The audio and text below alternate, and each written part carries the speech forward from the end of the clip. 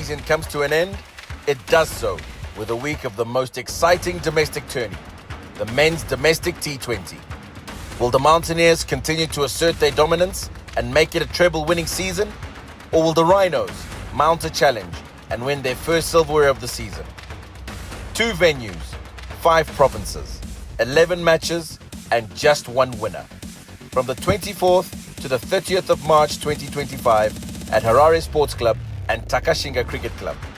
Who will be crowned the 2025 domestic T20 champions?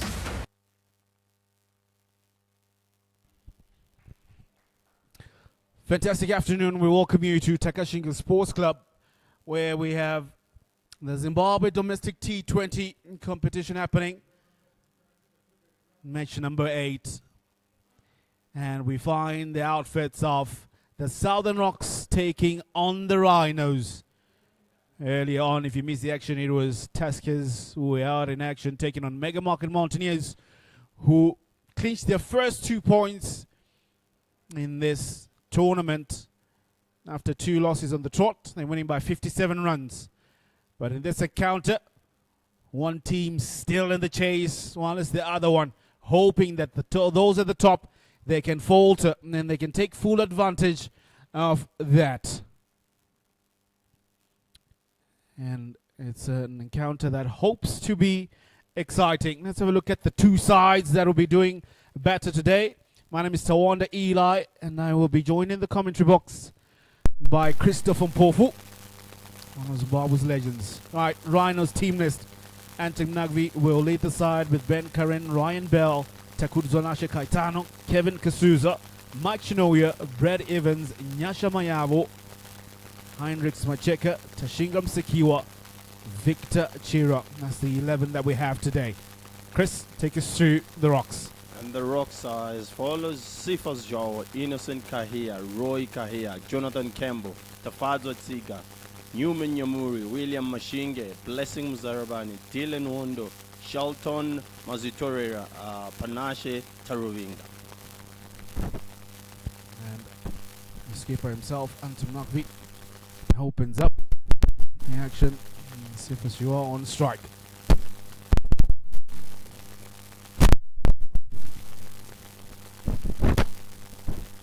Still yet to get off the mark, hitting the fielders. After seeing Mountaineers operate early in the morning, get to 201. It'll be interesting to see what the target will be here this afternoon. Big one in the air. Not a clean strike. Fielder under it. Oh, just behind Curran there. That's a missed opportunity, you would say. Definitely a missed opportunity there. Ben Curran running back, thought he was under it safely, but looks like he still kept on going away from him there, Eli. Well. How much of a let go is that one going to be? Swing and a miss. Still a good over. Looking to be attacking. Mountaineers were going at 10 and over in the power play. Rocks might see that there is an intent to do the same here.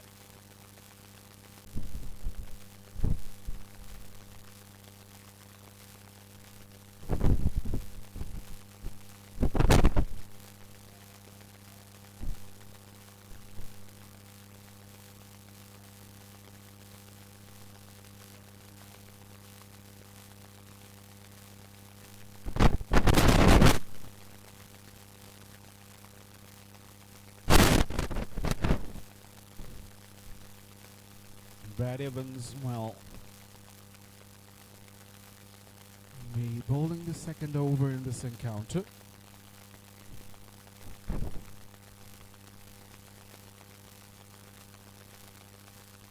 Right, here we go.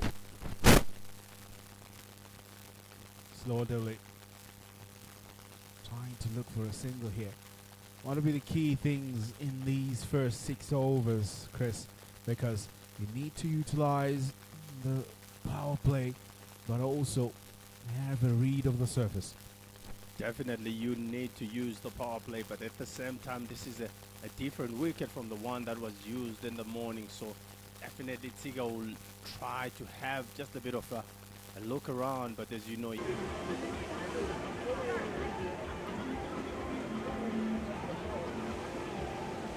straight away he was after them. The Fiji are being called into action there. One of Rhinos players seems to have done some damage to himself there and looks in pain and agony. I hope nothing too serious. And then it looks like he was trying to back up there. There was a throw from point, a fam throw. Looks like he's down, but hopefully it's not something major or something serious. Looks like the doctor is still, the physio is having a look at that hand. Definitely, as we said, we hope it's not that major. But that will be a big blow for the Rhinos. I'm not so sure. That looks like that could be one of their batters. That is Kevin Kasuza. Looks like there might be a swapping there. Looks like the top man is going to run onto the field right now. While his Kasuza gets some attention.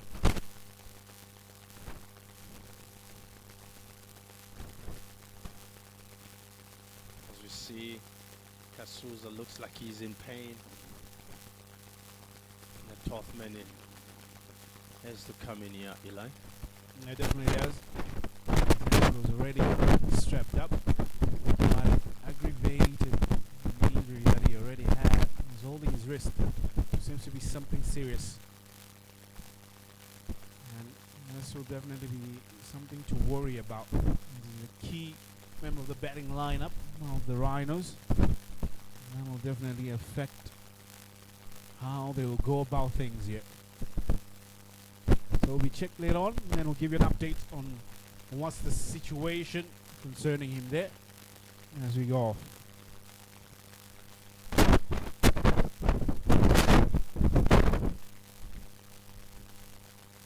Brad Evans still in the attack.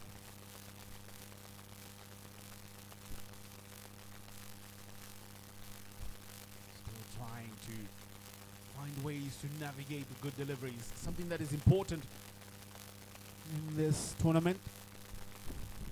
The navigation of dot balls. Definitely you need to try and squeeze those singles. We've seen the Eagles, how well they do that.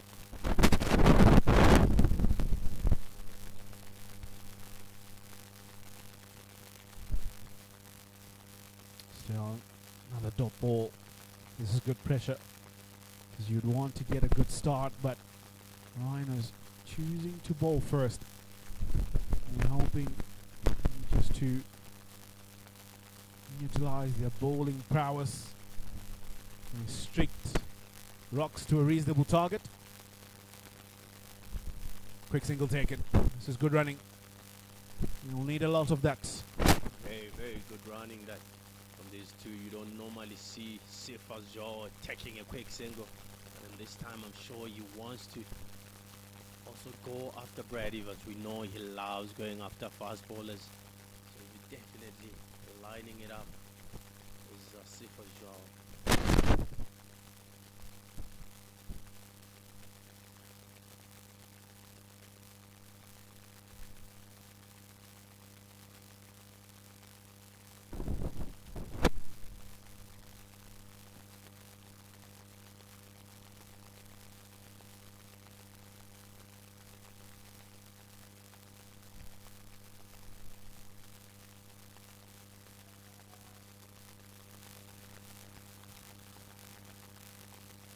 Worked away legs high. It's in a vacant region. They should look for two here. With a good piece of fielding, keeps it just to one. Very good fielding there from the big Mike. Very well. So it's good going up back to that point also. Taking those singles. If you're not scoring those boundaries, try by all means to get those singles. Something that the Rocks didn't do well in the first match, and they came back in the second one and did it very well.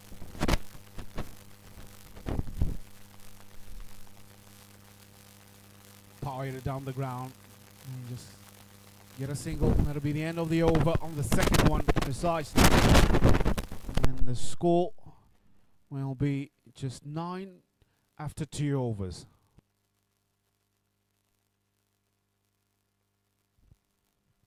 Very well balanced side when you're looking at these two sides. They have both experience from both ends, both within the domestic setup, even with some bit of international experience when you take a look at them. Definitely, when you're talking about balance, I'm sure this is one of those games that you want to watch, because you're talking about at the top there you've got Sifas Joao, who can really strike a long ball. Unfortunately, I'm sure they'll be missing Sikandar Razabat, but still at the same time, they've got guys who can hit a long ball. And at the other side, Rhinos have got that balance once again. Mike Chinoya. Smashed away. That's a good hit. It's in the gap. And save your legs. That'll be 4 runs. Too short, you'd say. Definitely too short. And as you can see, Tiga is not really looking to come forward, and he's sitting back on that back foot, and it makes it very easy. Just bangs it away for 4. Not the start that Mike Chinoya would have wanted, because the boundary of the first delivery does kind of put you on the back foot. You see already, changes to the field. Mid-wicket goes deep. Third man comes in. They ease the dip backward square. So you kind of get a feel that short deliveries will be in play quite a lot here. Straight up. Narrow shot. It's in the gap, but doesn't enough power. Not enough power in that one. Definitely, as you can see right now, we are trying to pitch it up a little bit, and the wicket just looks like it's stopping a bit, so it's not as easy as you would think to just punch it down the ground. Chinoya, only 2 wickets in this competition so far. In the 3 innings that he has played, and the third one is the one that is currently in. We're looking for better efforts. Those figures not doing justice to what we know him to be able to do.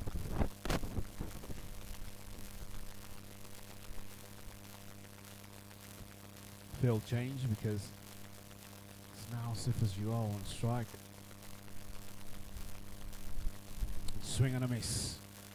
Feel like he missed out on that occasion. He was there to be cut away. Not able to make contact with the ball. Definitely will feel like he's missed out there. There's a deep mid-wicket, there's a deep square leg, and that was ball just outside of stump. You feel like even if he doesn't connect it, it will still run away for 4. So Sifas Joao missing out there.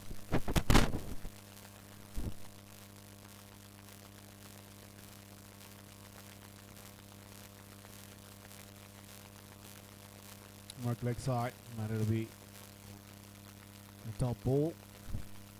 There's a short fine leg, almost in a sort of a short 45, you would say. Talking about use of short balls, I saw Tasker's trying to employ a similar kind of field set with these shorter boundaries. How does that work out? When it comes to this one, the ground of it is not as big as you would want it, so you have to try something out here, Eli. Top edge. And I'll tell you, it'll be 1, 2 bounces and over the ropes for 4. As we were saying it there, Eli, he's got a deep square leg, he's got a deep mid-wicket, but he's just bowled it on 4 stump, and that's a free hit for me. As soon as you get an edge of that one, it flies away. Indeed, flies away it is. I was mentioned in the game area that if you are going to bowl short, you really have to have the revs on it to be quick enough, because it'll sit up nicely for these big bully hitters. Short again, square up, and that's 4. Back-to-back boundaries. That's what I'm talking about again. Too short, no pace on it, and you go away for 4. So the boundary will mark the end of the third.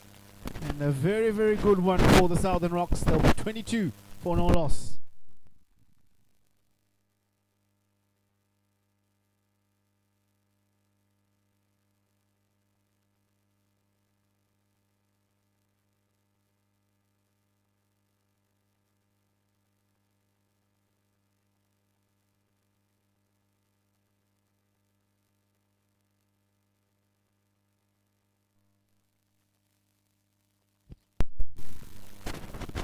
What a good way to end the third over there for Rocks. Magnificent boundary. Very good one. Good to see the change of bowling, the youngster coming in the public. Heinrich Macheka. Quick single taken. Good running from Sifas Joao. I've seen him do this in the last games that I've watched. Really rolling back the years, taking quick singles. I tell you, Eli, he wants to face. That's one reason he's taking that quick single. He wants to have a dig at the young bowler. So are you saying that to keep the scoreboard to be on strike? So if he is on strike, the scoreboard will definitely run at a rapid pace. Good application of that desire to be on strike. You take the quick singles despite the age. Good running from Sifas. Fuller delivery, inside edge, fortuitous runs, and it'll run away for 4. You'll take them as they come. Doesn't matter how they come. On the scoreboard is saying 4 runs to Sifas Joao. As you can see, you're sitting a bit on the back foot there, Eli. He just wants to pump it out of the ground. A Fuller delivery. He had hoped to catch it on the full, but just finds the most faintest of edges to run away for 4.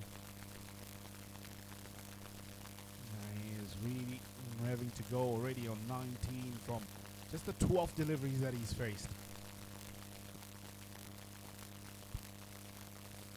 Oh, good bounce. Surprised him on that occasion. Caught in 2 minds whether to play it straight or pull it away. A very good ball. Just had a talk with them a few days ago. If you're going to bowl those bouncers, sometimes you need to take off the pace, and smiling here because it's one of the things that we're talking about with the young Macheke, and he's definitely used that slower bump. And then check it. 8 wickets for him in the tournament. Again, shorter delivery, taking pace off, good bounce. He smiles and is told that's 1 for the over. So it'll be good to see where he bowls it next, because you only allowed 1 bouncer per over. If you're clever, you don't want to come too full. You can just keep it on that back of the land. Just take off the pace and see what happens.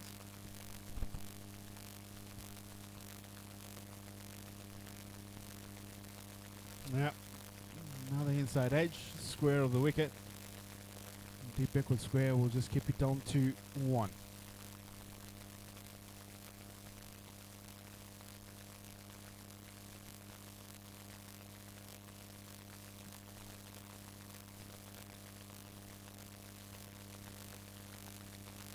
Looks like a very talented player, Macheke. Young fella.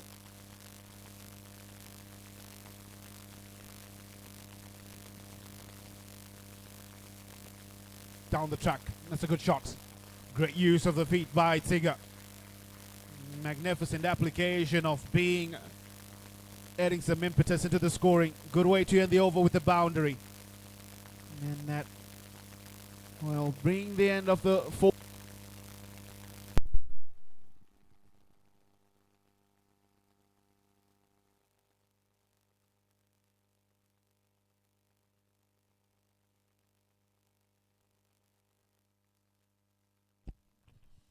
You might be asking when I say the young fella talking about Macheke, I'm talking about his career-wise, not his age. 30 years of age. Only got 3 T20 games that he's played that is in this tournament. So still fairly new to this kind of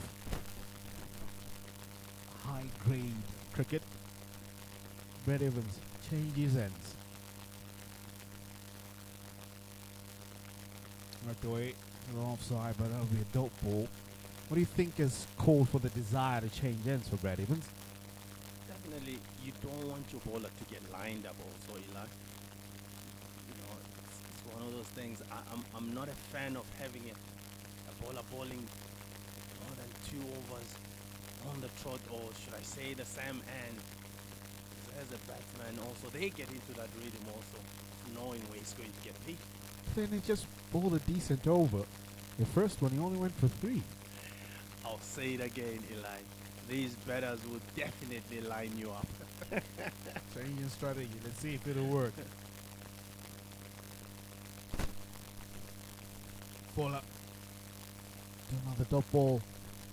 Something that he's been consistent with, that is Brad Evans, especially in this tournament. Leading wicket taker, you would say. 10 wickets to his name. Good economy, 6.5. Average of only 7.6. Definitely, he's always been good when it comes to these tournaments, Eli. No, keeper misses it. And then it will be one of those that will mess up the figures of a bowler. We're done decently well. And it'll be caught wide. And that'll be 4 of them.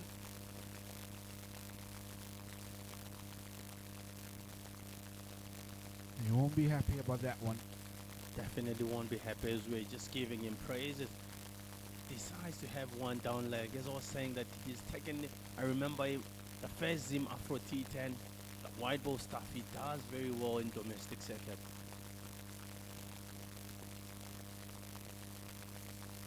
Driven. Shot. Now screen through the covers for 4. Magnificent hit there by Tsiga. That is absolutely gorgeous from the big bowler. He doesn't try to use the power that he has. He just waits for it and just punches it through the covers there. When you're looking at the bat that he's using, I tell you, it's not one of those small Pikinini bats, should I say. It's a heavy bat because he's a big boy. The part of that was played by Sifas Joao. Whoa, what a reply. And that's the stuff there. You hit me for 4, I will come back with some bit of spice there. You would definitely get that from a fast bowler. They don't want to get hit that easily down the ground. He says, okay, if you can play that wall, I'm coming back with a big one. He comes back with a bang. Magnificent delivery from Brad Evans.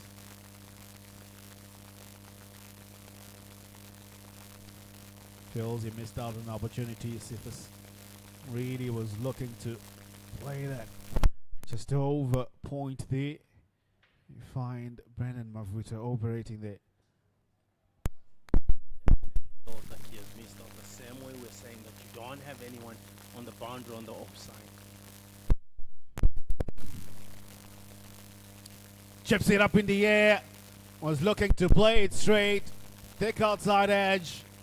Easy catch, and the man in front of square. And Sifas Chihuahua will depart. He had got enough to a good start. A good cameo of 24 of 20, but he has to go. One too many from Sifas Jaw. You just played a beautiful shot through the covers. He tries to maneuver a shot that is not even there. So not so good. That will be the end of the over. It's 41 for 1 at the Rocks after 5 overs.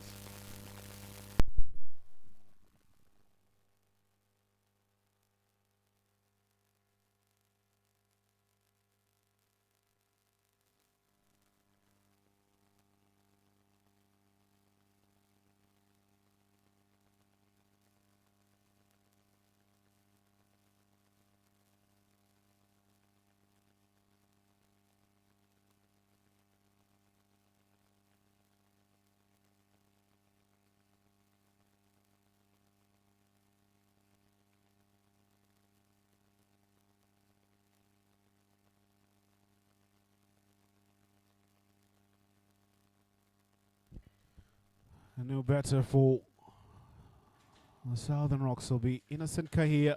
He'll be at the non-striker's end. Because they lost Sifas Joao in the last delivery of that 5th over. 41 for 5 after 5. There'll be change in bowling. It'll be Victor Chira got into the attack, taking the pace off.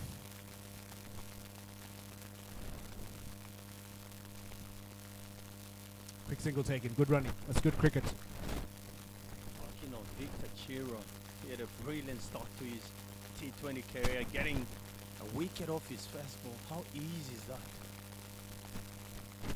Is it easy?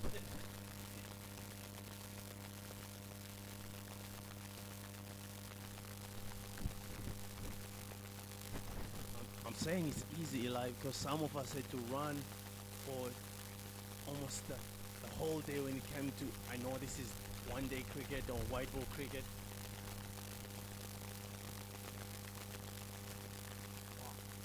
Smashed away, but deep mid wicket. Valiant effort to keep it in there by Brad Evans. Just keeps it to 2, definitely saving another 2. Magnificent fielding from Brad Evans there. Running from cow corner there and getting it almost by the square leg, deep square leg side, and brilliant save. Saves 2 runs for his team there.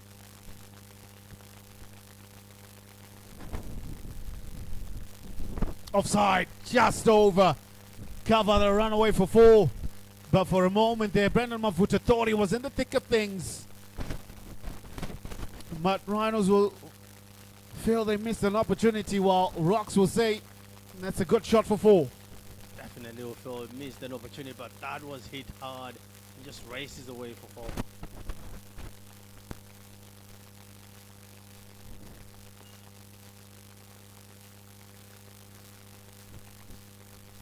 Well, the action here is getting hotter and hotter. Chira in his second T20. Already has a wicket to his name.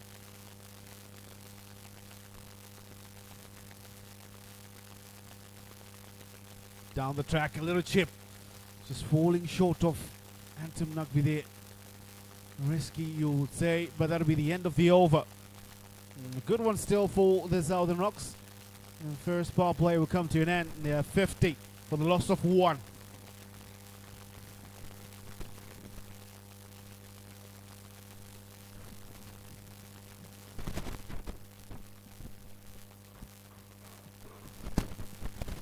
And there, Forstam Tees what signals the end of the power play there.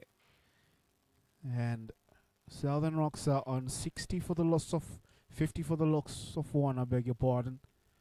They've done well. They have a decent run rate of just 8.3. Projected score at the moment will be 167 with the current run rate. 44 runs off the bat in those first 6. Change in the voice in the commentary box. We welcome Larry Quirirai this afternoon. Larry, good afternoon. Afternoon.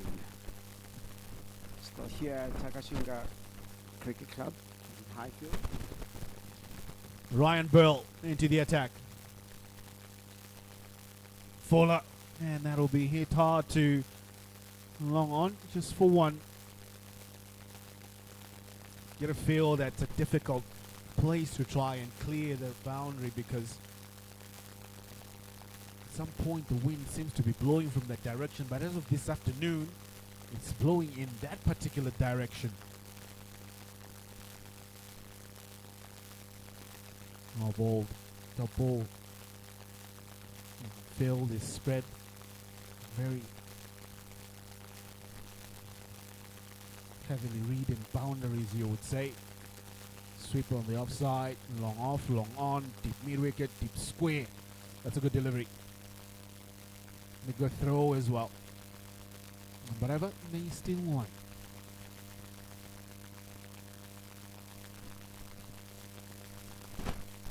It's an interesting game of cat and mouse here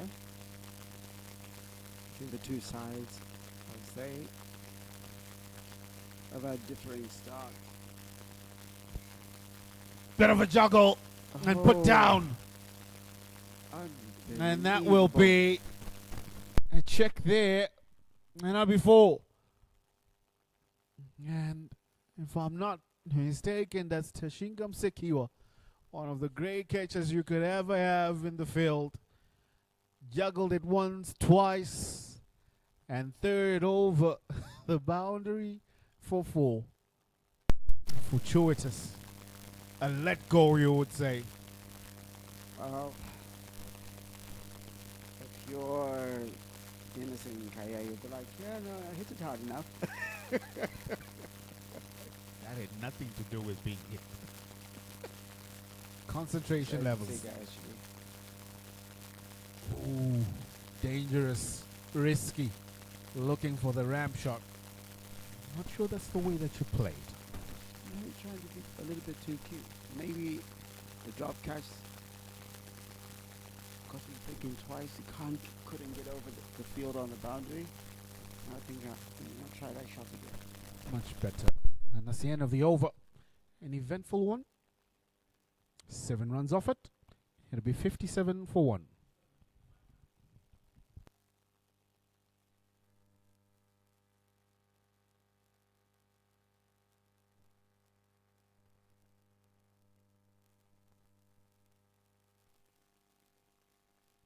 One would say we're on the business end of the tournament.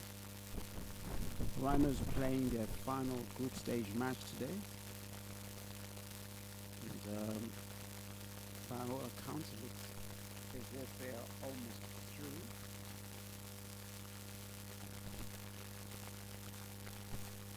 Innocent Kaya on 8. Takashinga promoted up the order. Oh, good ball.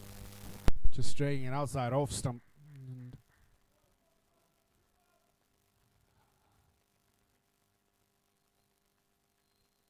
not putting it up into his arc, you would say. Because we saw quite plenty being sent into the trees from that end there. Quicker one, well bowled. This is good comeback from Chirwa. Innocent Kaya trying to come down the track, but there was a quicker delivery, trying to jam it in, sort of like attempting a Yorker length.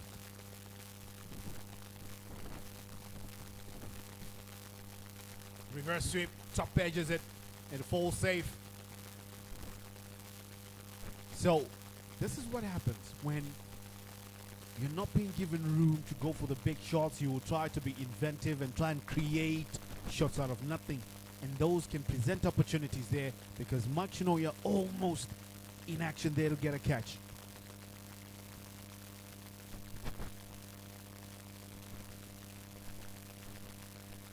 Just one. And that's just the thing, that little bit of pressure when you feel as if you're a little bit behind.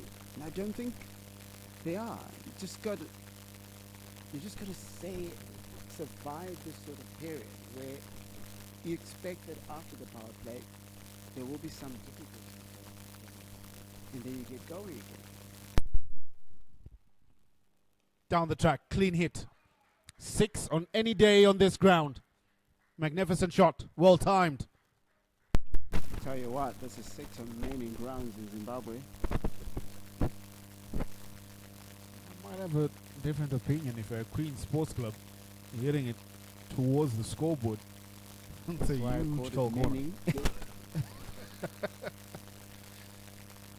Efforts to retrieve that one, but great use of the feet there by Takashinga. Strike rate of 147. Chirwa, he was out down on that occasion. He done well in this over. He only had 4 singles then. That one was 6 to end things at the end of the 8th over. 67 for 1.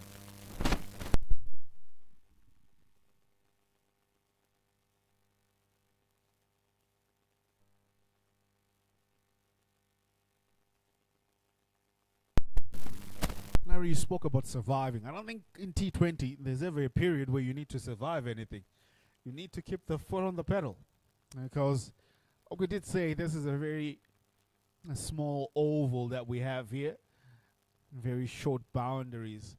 And if you don't take full advantage of scoring opportunities, you might just present the team with an easy target that they can come after you. You've already finished the power play, losing 1 wicket. You're 2 overs away from the halfway mark. You've got nothing to lose by going for a few big blows.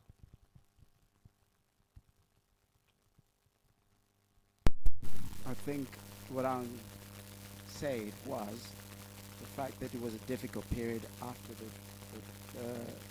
power play. Good to take singles until it's easier to hit again. So it's all very well to say you want to have boom, boom, go. But clearly Victor Chiro until that last ball was bowling very cleverly, and you could see that from what they were trying to play until Innocent Carrier decides to step back and hit that one, trying a little bit too much, and almost hitting the ball on, chopping onto the stumps a couple of times. Oh, pulling out at the last moment. Yeah. Trying to work on each other's nerves there. And a warning has been given there to Ryan Burl. Hawking Australian onto the danger area. For stump Teaswa. Keeping a tight lead on things. Big hit. Straight down.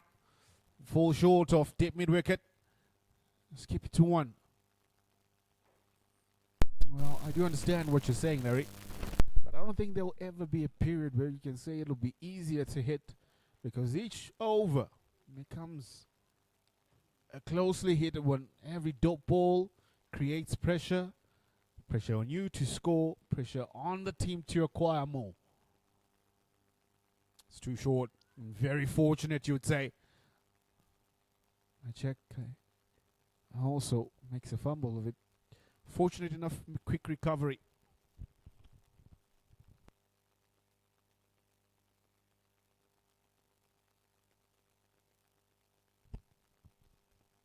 Oh, just dragging that one down, Ryan Burl. Taking his time in that one. No ball again. It's a good over. A very, very good over. So far, just 3 singles have been scored off it. Don't want to curse Ryan Burl here, who's done well in this over. Got one more delivery to go. We saw with Chira, did speak of it being a good over. Then before, you know what, last ball, 6. Leg side.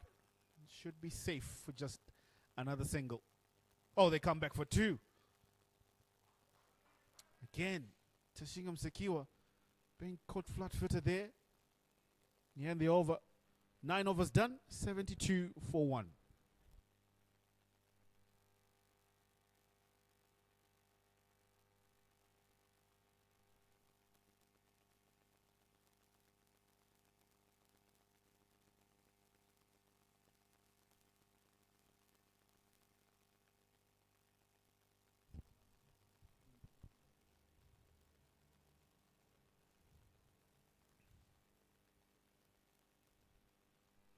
Heinrichs Macheke back in the attack. This should be second over in this game. Quite expensive in the first one. Went for 10. That was inside the power play. Let's see how you go about it when the field is spread. Swing and a miss. Looking to go downtown, Innocent Kahia.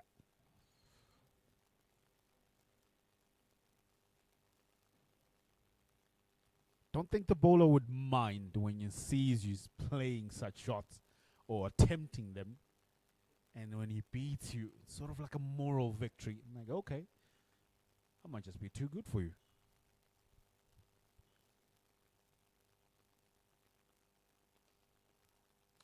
Timed, falls short of Brett Evans. You could see for a moment he did think about going for the diving effort to catch it, but in the last moment pulled out. I just don't think that Rocks are playing this very cleverly, to be honest, because they're trying to go for maximum shots, almost every shot, when there's so many gaps to be able to get 1s and 2s. As you saw in the previous over, the last ball, just good placement. Oh, well bowled. Really good placement will get you access certain areas of the field. Right now, they're failing to find the boundaries, but at the same time, because of trying to hit it too hard, they're not getting any runs either. So you're going to end up having the dot ball pressure, because it's a period where sometimes you're going to be a little bit more difficult. There's some bowlers are going when you're facing Ryan Burl, it's not as easy to hit. Slow delivery again. Great use of the slow ball by Rhinos bowlers here. They are really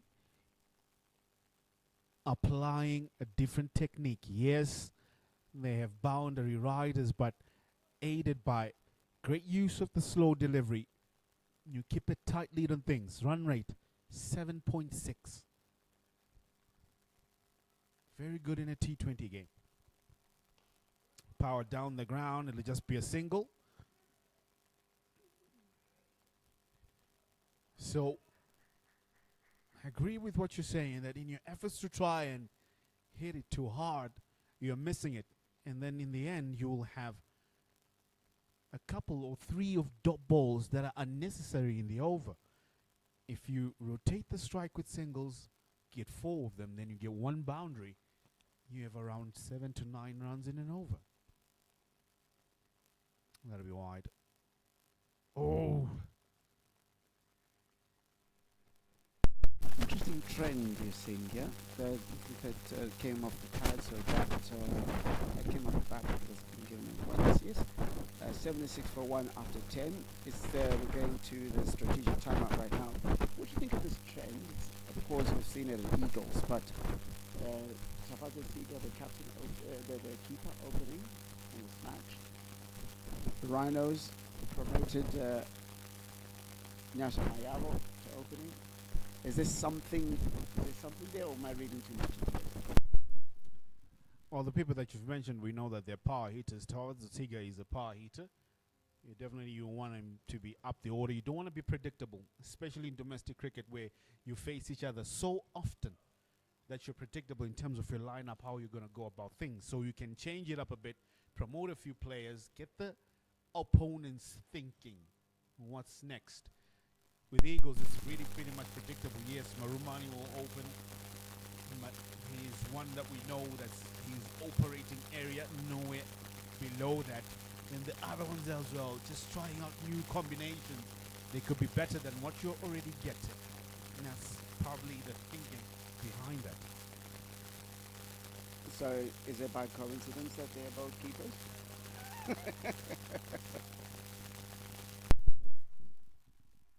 Could be. Could be. That's a good point that you bring out.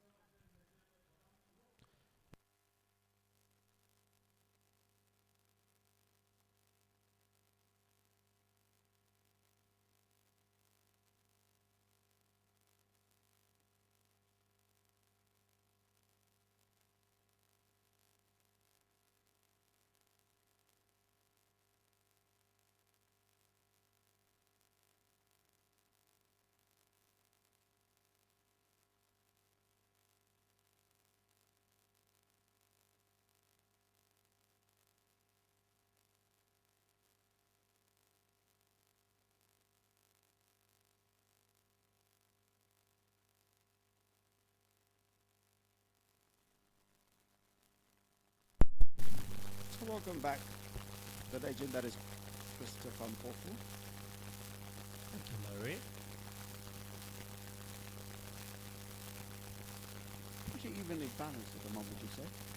Definitely, you can say it's pretty balanced at the moment. Definitely at the moment, I can't say who's on top. Talking about Southern Rocks, they still have 9 wickets in hand. This is 10 on the draw. At the same time, you feel like the Rhinos have bowled quite well. They've stuck to their plans, stuck to their guns.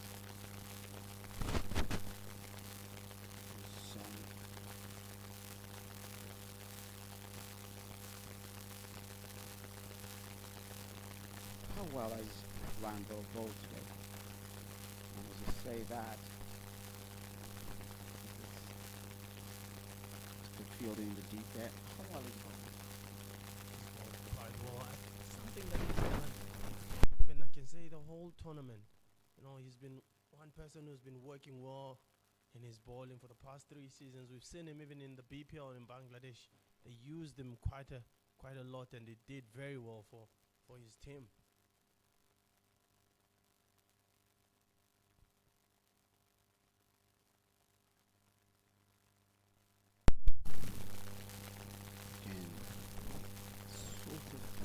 It's almost as if, so what goes through a player, if you have quite a bit of period without getting a boundary, a know you normally are on the other end bowling, but when you go to you know, you try. It's not as if they're hitting boundaries and running in between and you know accumulating runs, but they are trying to hit boundaries. It's not what they're coming off. Very good shot there, but still finds the long one. As you were saying that, Larry, it can get frustrating to a batsman. No matter how good you've been playing, no matter how long you've been playing, they will get a chance, or there will come a time where you feel like you're very under pressure and you start swinging and forgetting that you have to take the singles.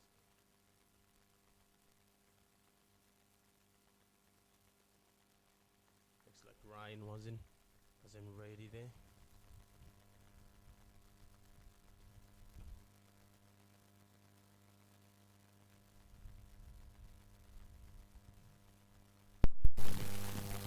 Tell you what, because in a T20, that's like a lifetime. It's been 18 balls, 3 overs, no boundary, 80 for 1 after 11. Definitely, you're looking at this, you're saying, yes, we haven't had a boundary, but also you're looking at the same time saying, is this the surface way you're saying 160, 170? That could be a difference. Maybe this could be a surface though where you're saying 140 to 160 is still enough. So the Southern Rocks guys have to be a little bit careful right now. You don't want to be swing. You have to still, you normally talk about assessing, you know, the conditions, assessing the wicket. I don't think they've been reading it quite well. As you can see, like, looks like it wasn't an over. Ryan Bell has to go finish that one off.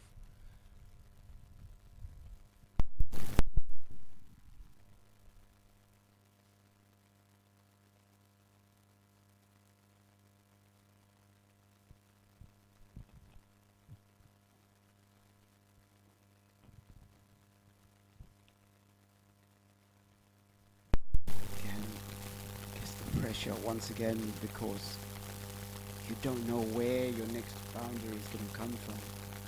Sometimes you have to worry, think more about where your next run's going to come from. Is that sort of the thinking that you have? Definitely, when you're looking at it right now, Larry, as much as they're trying to hit 4s and 6s, they've missed out on a lot of singles there. Because even the ones that they're trying to hit for 4 or 6, those are still going for a 1. So if you realize that you're not connecting it as well as you're supposed to, don't forget that you have to run well at the same time. As I was saying, that the Southern Rocks have to be a little bit careful. They have to try also and look for those gaps. You have to keep running well, and something that I don't think they've done quite well in the past few overs.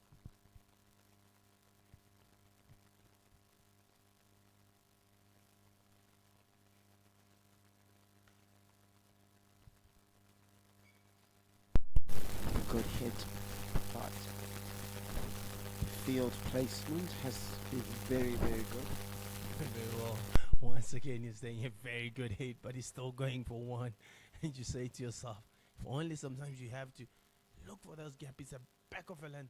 There's still a big gap between deep square leg and the deep mid wicket. Look for those gaps if you're not hitting it well.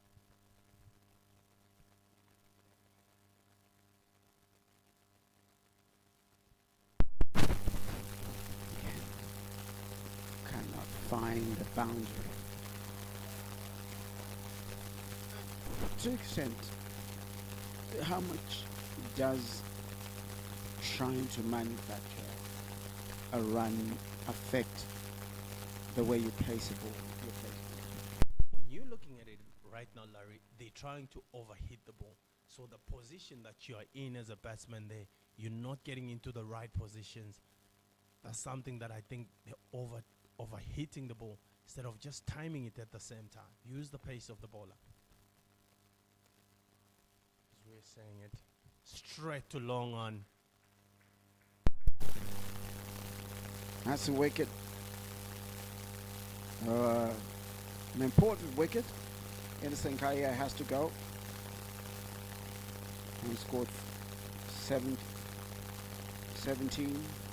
off 17. And Michael Chinoya grabs the first wicket of this innings for himself. And,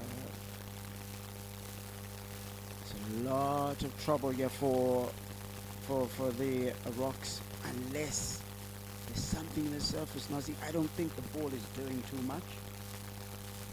It might not be doing too much, but it looks like it's just a little bit on the slower side. So as I was saying, you don't have to overhit the ball on this. You have to make sure that you're timing the ball, let it come to you. And something that Tsiga has done is try to overhit the ball.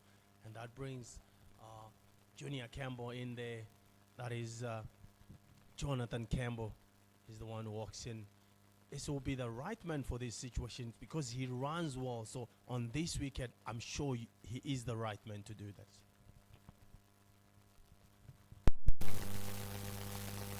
One thing you always talk about, Coach, is bowling to your field. And I think that's what has been really good from this Rhinos attack. Very true. That's very true. Bowling to your strength, bowling to where your fielders are.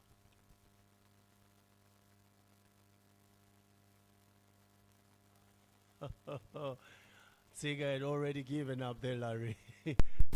How he's really seeing, reading his last rites. I'm done here. But Jonathan Campbell doesn't hang around. Always happy to take a run. Definitely you want to run away from that number called 0. Standing for a long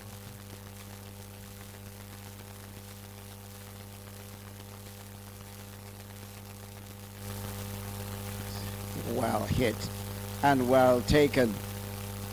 Michael Chinoa Muya takes his next wicket, his second wicket in 3 balls. Dismissing Tafaza Tsiga. Probably felt within himself that he was now under pressure to find the boundary after a long period without one. And Brad Evans collects in the deep. For me, that's not good cricket. You've just lost the wicket. He saw his partner. They were the 2 batters who were circled. 2 batters were still in there. If you have had a few tight overs, doesn't mean that you have to throw away your wickets, and that's what Tafazo Tsiga has done there. Now these 2 have to rebuild, which is Roy Kahea and Jonathan Campbell, and it's not an easy wicket to just come in and start scoring runs. They have to rebuild again, so not a good shot from Tsiga there. So Roy Kahea, the captain, comes in with the score on 83 for 3 after 11.5 overs. Michael Chinoya can come in and taken 2 wickets in that over and only conceded 3 runs. Definitely putting the Southern Rocks under the pump. And if there's no boundary here, it'll be 4 overs without a boundary. 4 overs without a boundary it is in T20 cricket. It is seen as a bit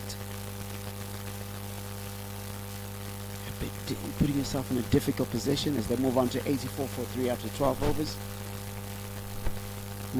How do you get yourself out of that rut, Coach? Of course, in this instance, it's 2 new batters. It's different from guys who've been there trying. But you have been sitting out there and seeing how difficult it is out there. How do you go in and change the way settings have been? As I was saying, they haven't been scoring boundaries. At the same time, they haven't run very well on the rocks. So right now, you're building, but you don't want to take too long. At the same time, you need to keep that scoreboard ticking. At the same time, also, you have to know which score will be good for us to defend.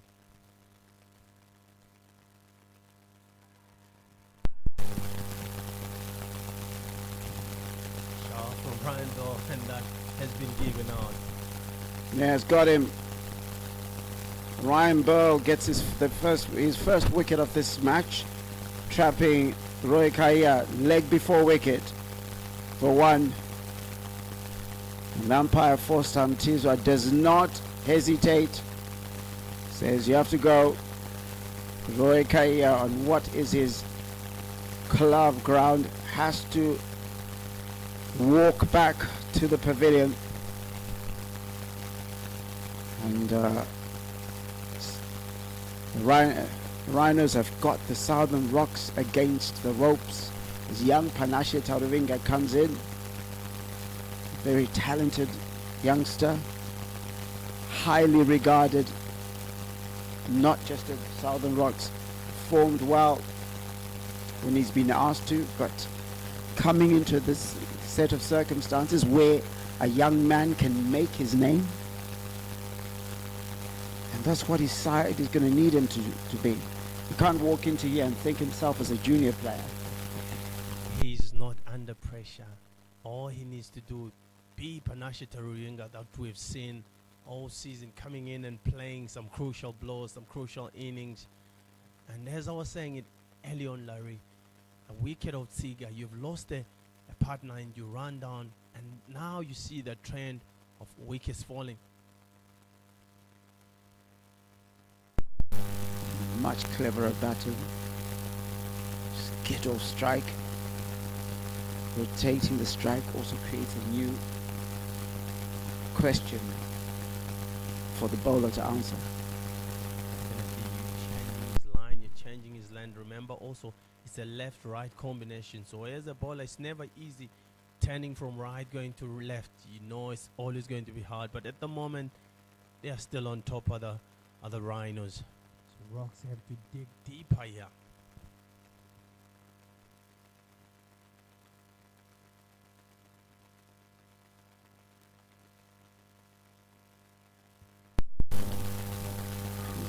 Well, run for two there. Jonathan Campbell, one of his skills finding gaps. That's his strength. He runs well, he finds gaps. That's something that he does well.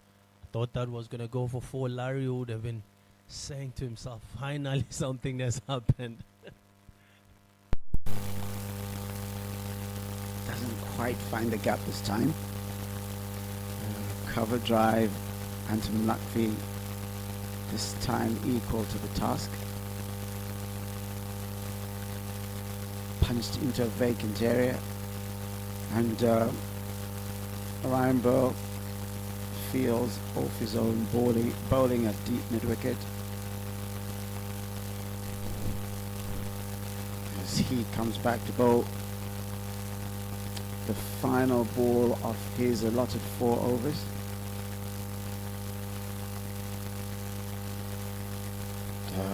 Panashe Taurivinga finds a gap, quickly runs to excellent running in between the wickets, and then that is it from Ryan Belt. 1 for 20 from his 4 overs. 5 runs from that over and a wicket. The score is 90 for 4.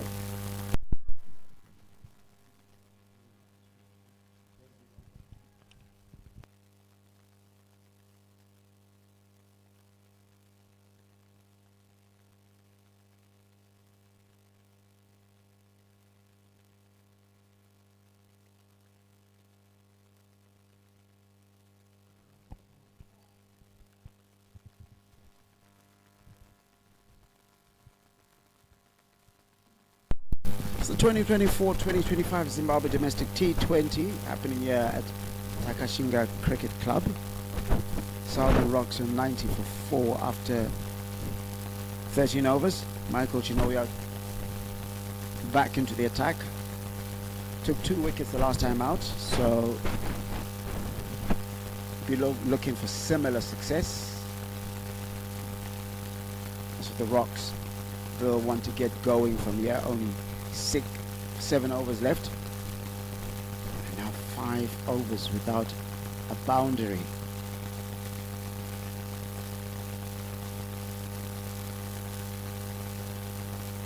Quick running in between the wickets.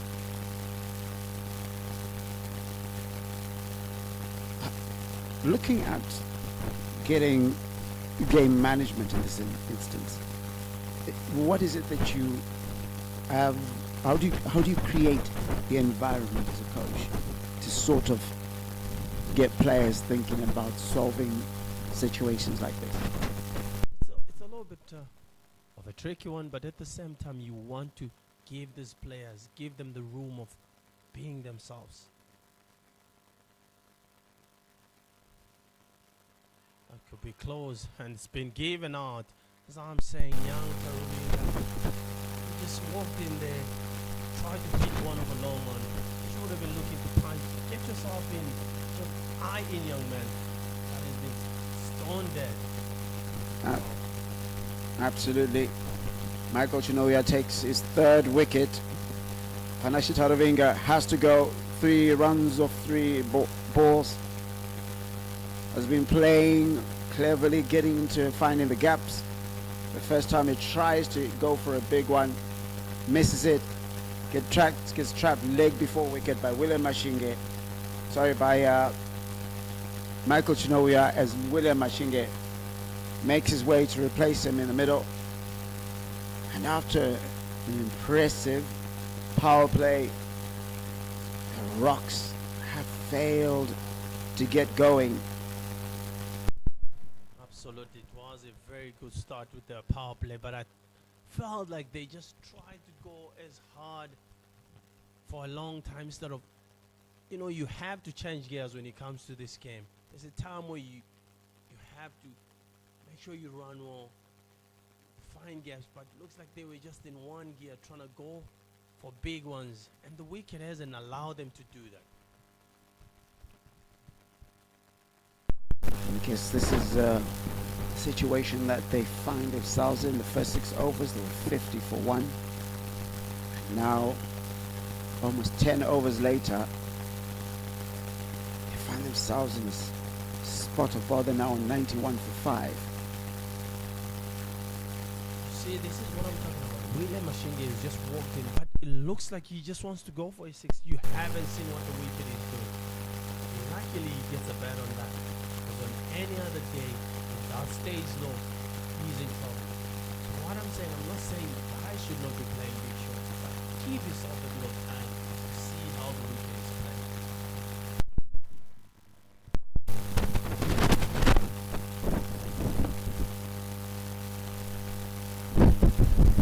It's just punched into the vacant area. Didn't cover.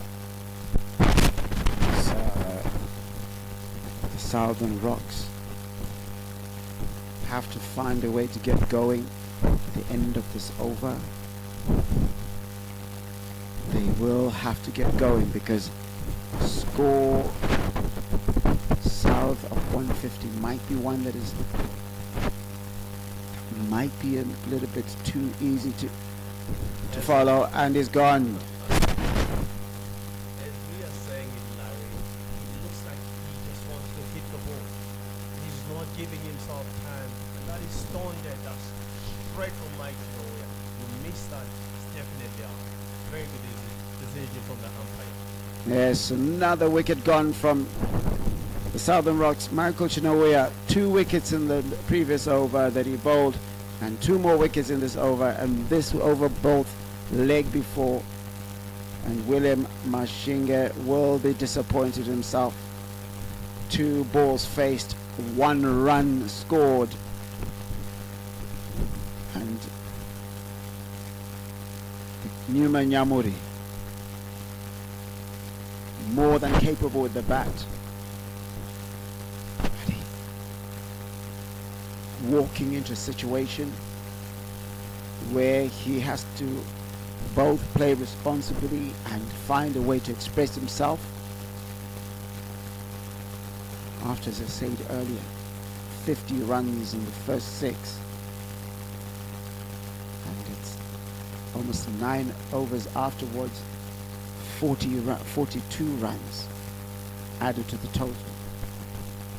That's how difficult it has been for the Southern Rocks after the power plays. Michael Chinoya finishes off his over. And Newman Nyamuri off the strike to get his first run. At the end of the 14th overs, 9 for 6.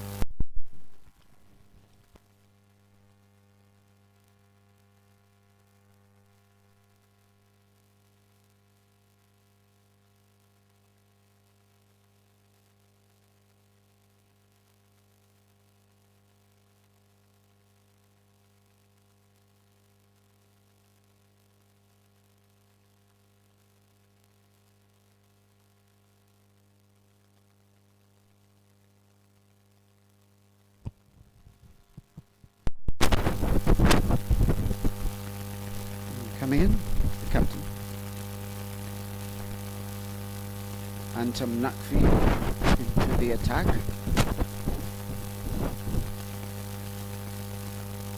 Went for 6 in his first over. I'm happy with the job these bowlers have done.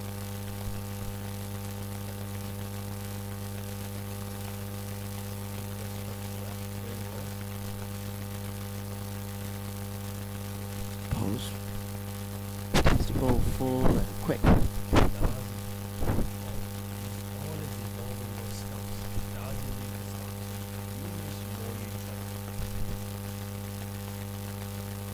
Newman Yamuri breaks the shackles and absolutely smashes them as the 100 comes up for the Southern Rocks. What do you say? It was 5 overs without a boundary. Newman Yamuri says, where were you, batters? I can see clearly. I can hit it far. As you see that shot, Larry, he doesn't try to go across the line. How other batters have been going out. He's trying to run down the track, goes to the ball, and he just shifts and hits it straight over the ball head. That's a beautiful shot. That goes for 6. If you're the bowler there, are you sort of thinking, okay, I like that? I don't mind that. Sometimes you just have to clap your hands and say, well done, young man. It is a beautiful shot. He normally plays a lot of those shots. It is Antam Nagvi, so you will definitely love that. It's going to be a change in balls as that ball has been deemed unfit to use. To carry on using. But as the bowler, you're thinking, okay, I want you to attack me because that means I can create an opportunity. In this situation, he knows that these guys, the Rocks fellas, are behind at the moment. So you'll be happy. He knows that if he tries again, it could be the end of the batter. But also give credit to the young man. The way he's run it, he's done it the right way. Done it the right way, as Christopher Mpofu says. A man who himself is no stranger to hitting the sixes. Slugging sixes, Bowled him. Antam Nakvi says, young man, you got the 6 and that's all I'm going to give you. As you were saying it there, Larry, if he is trying to take an opportunity, if he misses one, it's the end of him. Yes, Newman Yamuri, 7 runs from his 4 balls. Reducing the Southern Rocks to 100 for 7. The captain, not phased by the 6 that was hit before. The double step from the young man sends him back to the pavilion. Getting one to just a little bit full and crashing into the stumps. And coming in is Blessing Mzarabani, who himself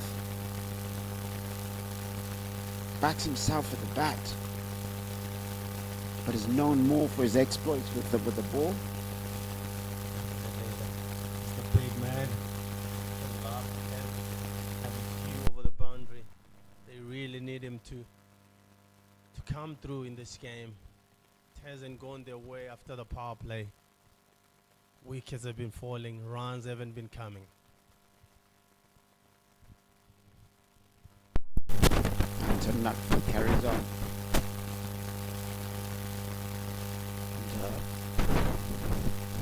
And, well negotiated by Blessing Zaraban. They often say after you hit a boundary,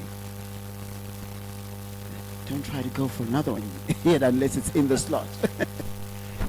I'm not sure what kind of shot Newman was playing there. He was thinking of going big. But Dan also looked like a beautiful Yorker also. As you were saying, the balls that it's strong and feedback. Oh, what a beautiful deep backward square leg type of full toss sweep.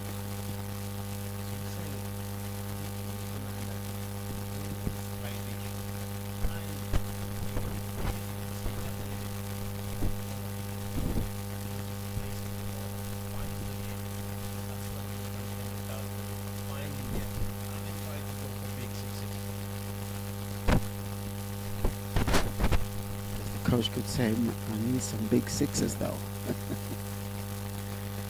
Go. Again, timing. Doesn't try to hit it too hard because you could induce a false shot out of there. And Brad Evans gets into the conversation, but at the end of the 15th over is 106 for 7.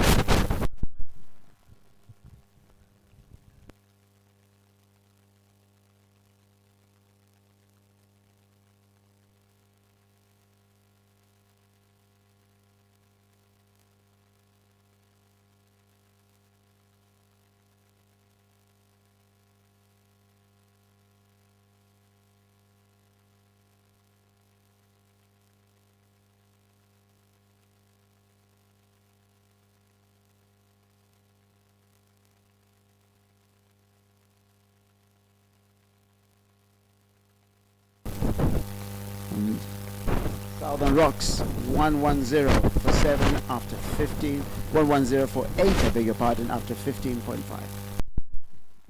As you say, they call it another one. Another one is falling for the Southern Rocks. I'm afraid, yeah, might end up being all out before the 20 overs. They've tried by all means to get themselves out of the Southern Rocks. And with the way they started, Larry, as you were saying it early on, they had a beautiful power play. You would take those runs at any given day. And then they just messed it up for themselves. The last overs that they've been facing.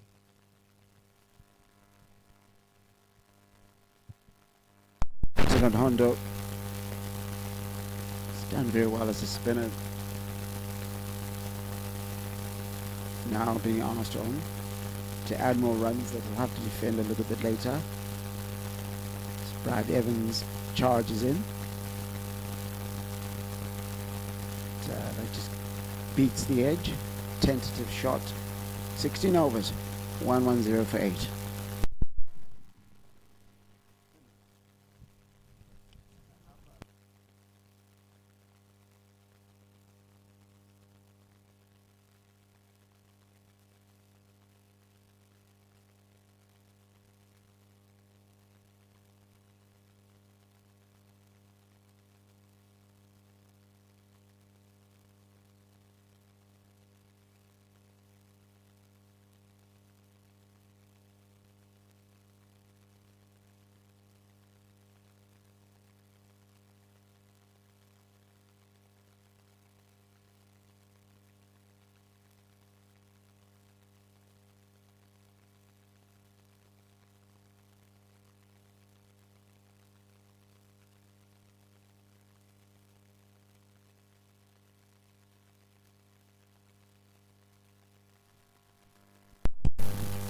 Rhinos.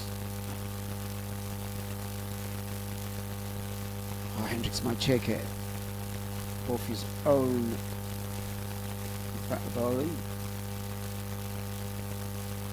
Has a shy at the stumps. Misses. It's never going to be hard for Blessing Zarawan to get to the other end, Larry. A few steps, it's touching the other side. It's 3 steps and it's there. So, with the Rhinos already having qualified for the final, does this make it easier for them to play in this particular match? Or, just having a look at this bit, punches down to point. So, does it make it a little bit easier to sort of feel you can, you know, have a free hit, so to speak? I'm sure when you're looking at this, Coach Adam Chifo, he's using the same team that has been winning for him. So I'm sure you will still want to do well going to that final.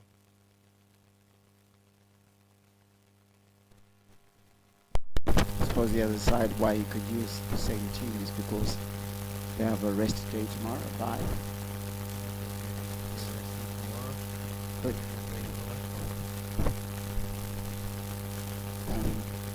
is there that motivation that, look, you haven't lost a match, so you want to keep winning? Is winning is a habit?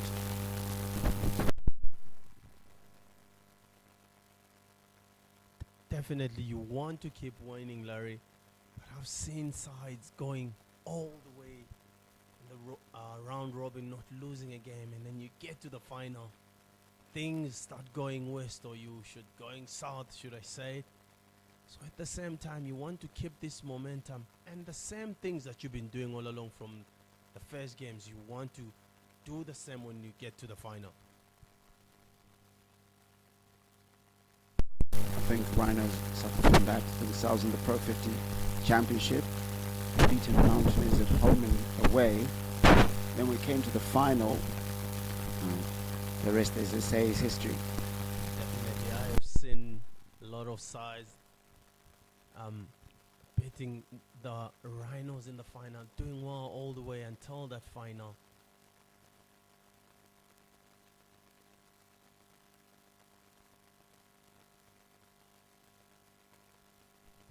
Well, hit from Blessing Zarabali. Pulls shot. And finds the gap. Goes to dip backwards, square leg. And to the boundary. And at the end of the 17th over, it's 118 for 8.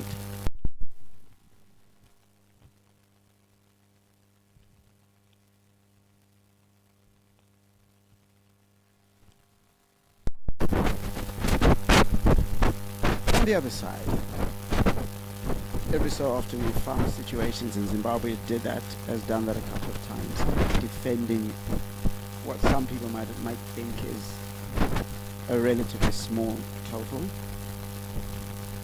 What total would you be good? Would you be happy with defending, given the circumstances and given what you see the pitch doing? With what I was saying early on, I felt like when they started, it wasn't coming on as you'd want. So I would be happy with 150. Nearly. Run out chance. Oh, missed. Ryan Bell felt disappointed by that when he normally hits those poles when he's fielding. Should be happy with 150.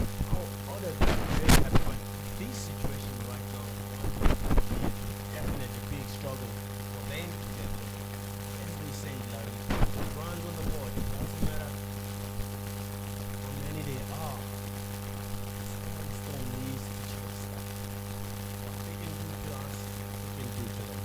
That has to be the mentality from the sound of it, or from the rocks.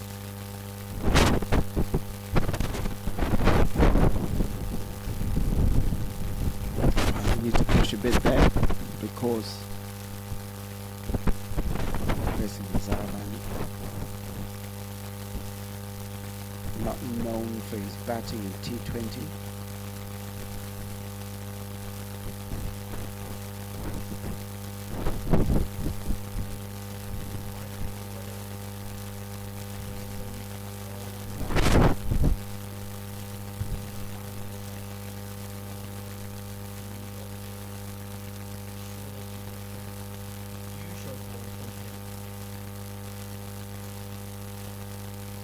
Swing and a miss. You can see the mentality that Blessing Zarabani has there, what he's trying to do. He's almost forced to play those shots now because of where they find themselves. He's currently on 8. His highest T20 score overall is a 9 against Bangladesh in 2024.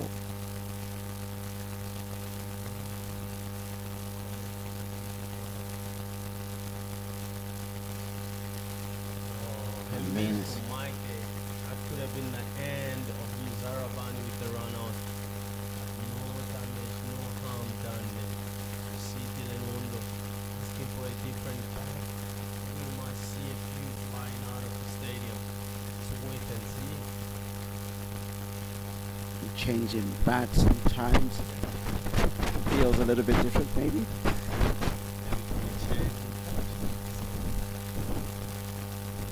Much like me changing into my lucky socks. And gently guided onto the leg side. Valuable runs, whichever they are. Michael Chinoya, 2 balls he has. to try and get that fifer that Simpofu is willing him to have. It's almost as if every time he bowls, Chris Simpofu has a bit of a kick under the table and says, come on. I know how hard this man works. Good to see him getting that fight. He's been running in for years now.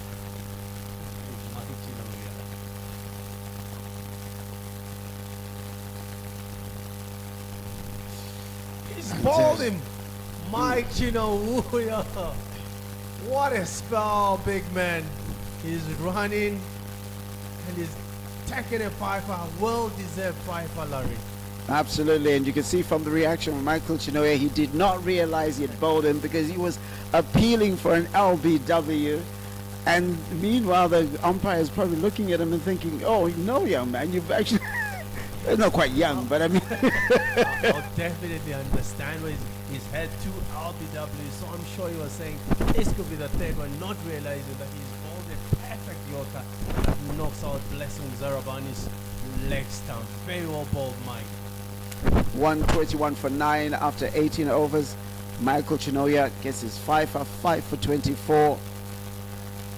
And coming in now is Shelton Majitorera with 2 overs to go. And you look to that, your desired score from 150 goes further and further away. That would definitely need a miracle here to get to 150, I tell you. But what a spell from Mike Chinoya. Take a bow, big man. You've deserved it. You're running and you've hit your lengths very well.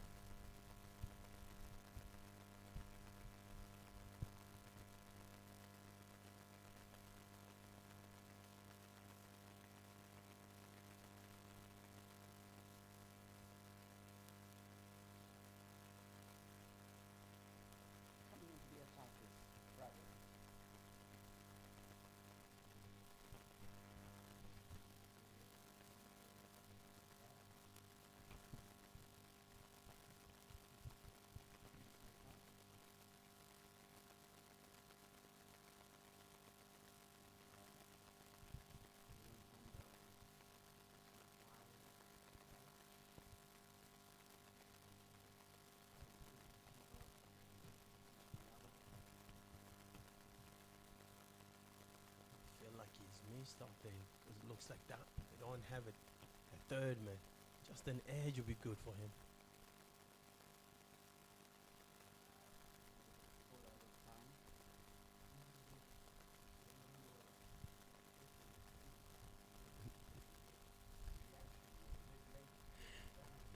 Definitely, when you look at that, I think Brad Evans realized that the last ball wasn't the one that he would want, so he says, let me get off Fuller.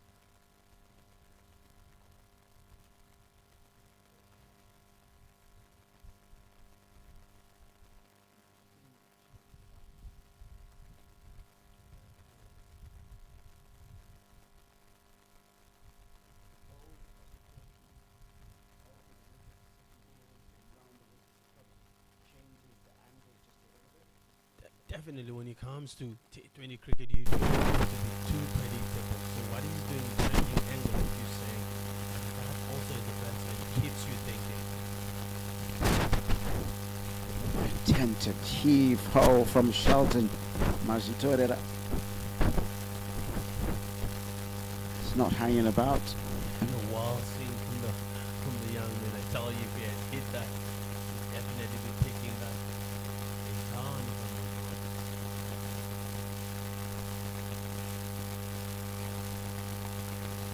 Brad Evans might not want to hear that. So, Papa kept tackling the competition. Like, what are you talking about, Christopher? Or would you call your uncle Christopher? You're right. Bowled him. Bradley Evans. I'm sure Brad had what I just said, Larry. Brad Evans cleans up. Shelton Majitorera bowled him for a duck, having faced just 2 balls, and the Southern Rocks innings comes to an end, 122. An efficient job from the Rhinos. The Rhinos haven't lost a match this season. And another great scorecard to look at from the Southern Rocks. A good opening partnership of 41. The second wicket partnership also had 41 to it. But from 82 for 2 to 122. Won't be a scorecard that the coach will want to see. Sifas Joao 24 at the top. Tafazo Ziga 36. Innocent Kaya 17. Jonathan Campbell 12. After that, no double figures. Looking at the batting column. This is the bowling column for the Rhinos. Absolutely brilliant bowling from the captain to start it off. 1 for 18. Brad Evans once again brilliant. 3 for 15 in his 3.5. Michael Chinoya absolutely tremendous. 5 for 24 in his 4. Hendricks didn't get a wicket, but he bowled very well. Victor Chira once again wicketless. Ryan Bell as usual 1 for 22. So a very good bowling card from the Rhinos. Very good bowling card from the Rhinos. And the Southern Rocks will have to defend 122. The Rhinos need to get to 123 to maintain the 100% record in the group stage of the 2024-2025 Zimbabwe Domestic T20. Going to take a break, back in about 15 minutes for the chase.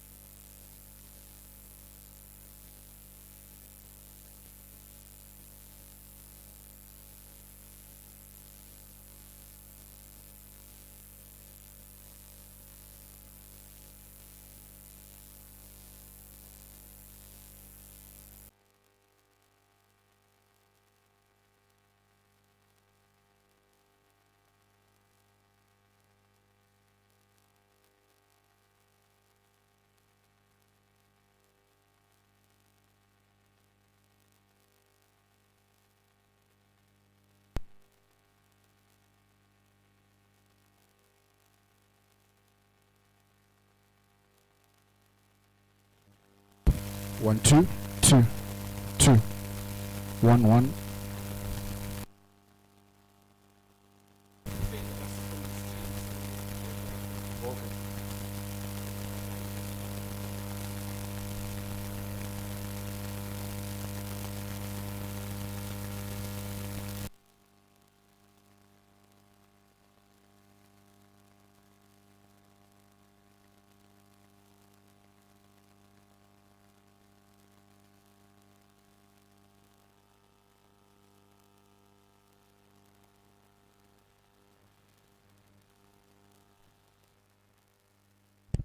One, two.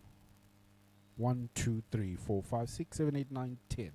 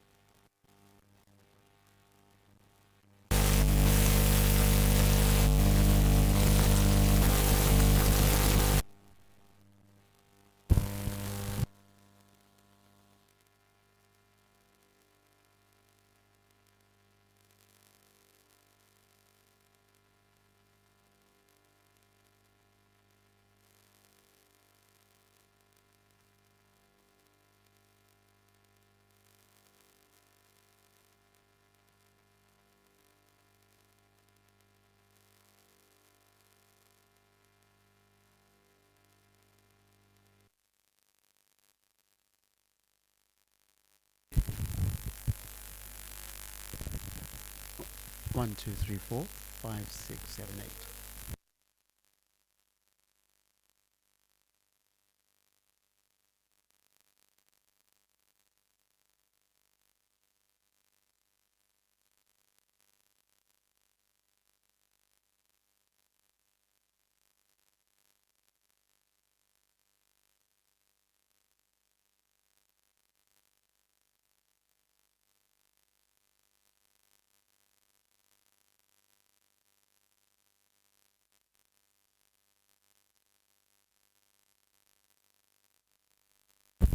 One, two, three, four, five, six, seven, eight.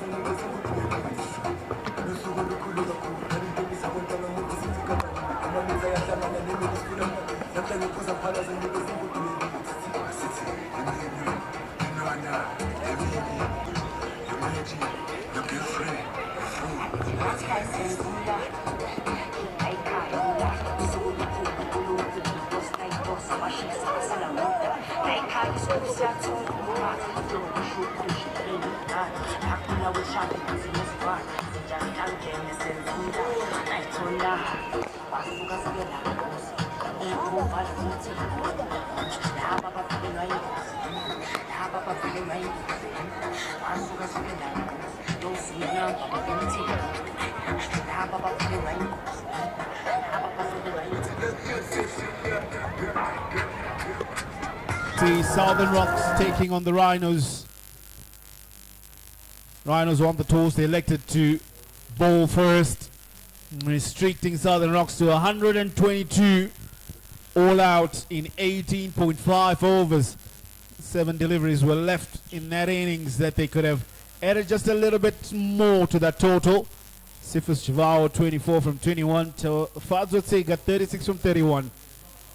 And then after that, Innocent Kahia added 17, Jonathan Campbell 12. The rest, nothing really to write home about.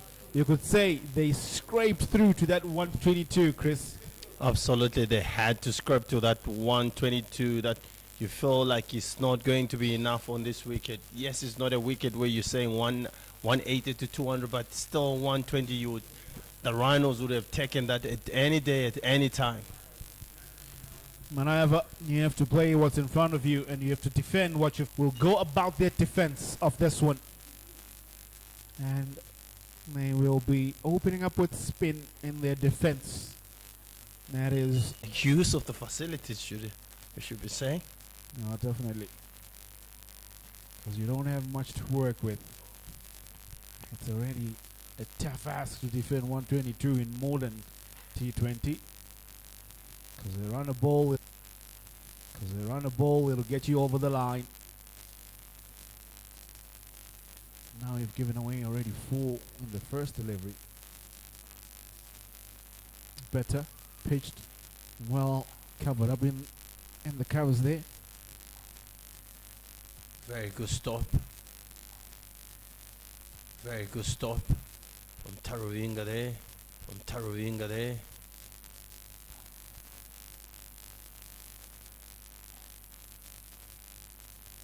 Struggling. Initially you're struggling with his length, you would say. Dylan now his run up. He's had to come back again. It's a tough ask being a spinner to open the bowling. You need to be in the right frame of mindset. Fortunate enough, you get a quick single. Very good running there from those two A good understanding. It's a new pair there from those two. A good understanding. It's a new pair. As you see Nyasha Mayao coming up the order. That started at Sports Club, the last game that they played, and looked like he did quite well for them.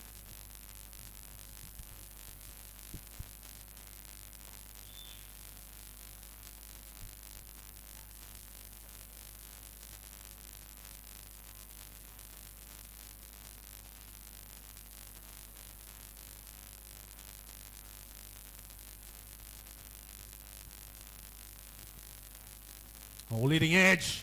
Almost an opportunity of corner ball there. Ben Curran just closing the face of the bat far too quickly at the end of that over. But great effort to see from Dylan Hondo. First over, done. 6 runs on the board in that over.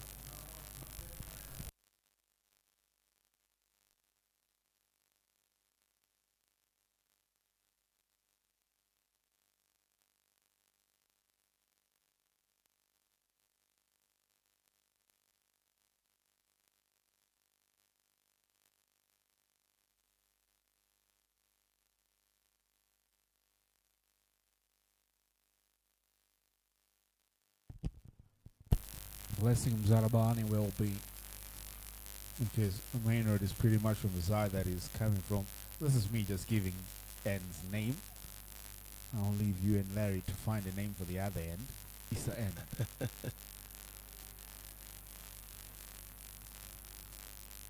then the other one we normally call it anything in our cricket fields that's facing the city, we call them the city end.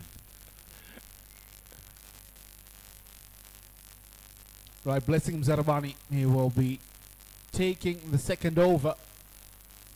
Spin on one end, pace on the other. Is it short enough for the umpire? He'll be asking. And so that's good enough. Definitely not short enough. As you can see, Nyasha Mayava, not one of the tallest fellas that you find going around in the country. Definitely, when you look at the land that Muzarabani bowls, most of those balls will be definitely coming to his chest height.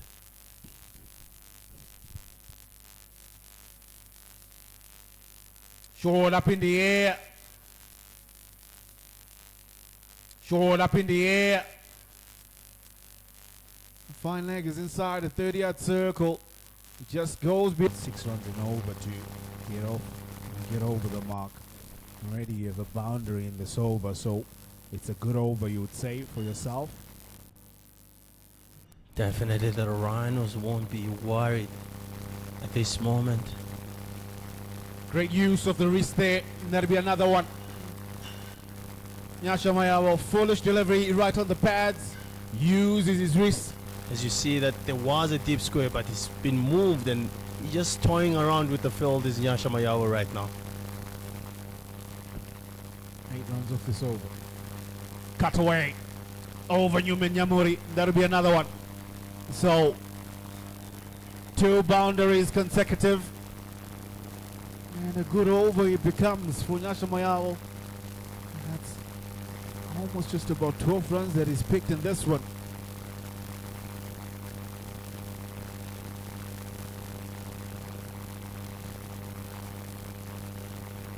So after 2 overs, it's 18 for no loss.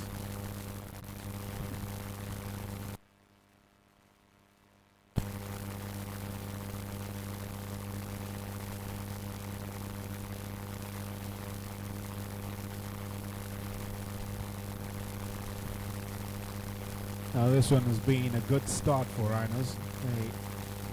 They did well in the first phase of this game. We strict and picked up 5 innings, allotted 4. Only 3 boundaries were scored off him. It's a good feat with the ball. Newman Nyamuri. Outside edge, but soft hands from Ben. Looks like Ben is quite happy to take that single, as we can see that Nyasha has been the one who's been really coming hard at the bowlers anytime, and every time the bowlers have given him something that is loose, he's definitely pounced onto it.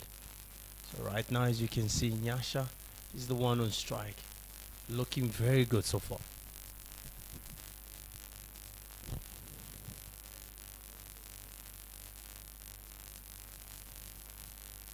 Played well. That's hit square of the wicket.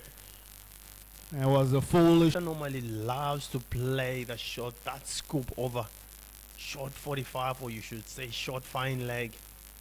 But the youngster normally takes that ball away from the right-hander, so I'm not so sure where he's going this time. Definitely looking forward to this challenge.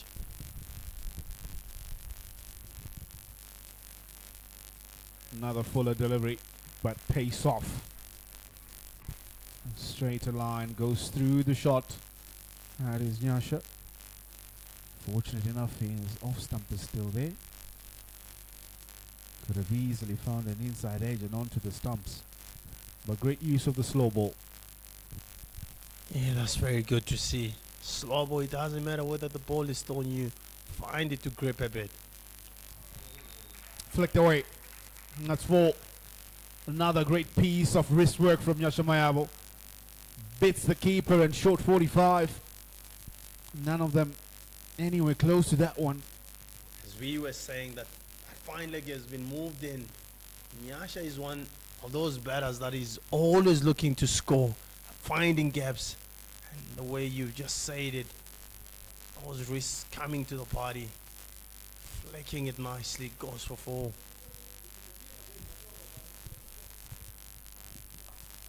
Quicker one pulled away. Coming off the toe end of the bat there. Movement is quite quick. And he goes quickly through the end of his over.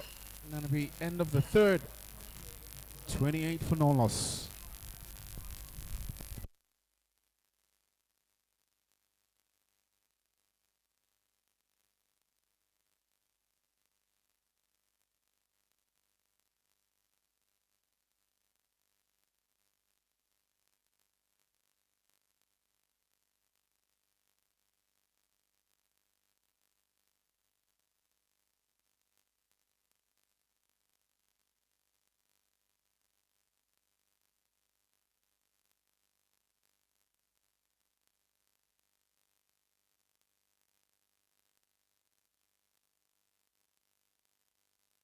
Between him and Ben Curran. 23 from 14 Nyasha. Ben is only 6 of 5. As you can see, Ben is very happy, just giving Nyasha the strike. Nyasha is seeing it very well, like a football. Navigates and steep bounce from Blessing Zarabani. Uses his height to great effect as Blessing Zarabani. And both batters for Rhinos, not the tallest when you look at the pair. Yeah. Sometimes what we think is just a good length ball to the two of them might just be short. See it as a short delivery. Well played. Nicely cut away. Uppercut. Doesn't try to hit it, just using the pace of that delivery. Nyasha Mayavo times it very well. Absolutely a brilliant shot from Nyasha Mayavo. As you said it there, he's not trying to muscle that. He's just looking to time it, find the gap. And he finds it well, is Nyasha Mayavo. I'm loving this. You gotta love this. Where you don't play the name, but you just play the game. And everybody knows the brilliance of Blessing Zarabani. But if you're able just to keep his name out of your head as a batter, timed well, pick the gap, that'll be another timed well, pick the gap, that'll be another boundary for Rhinos.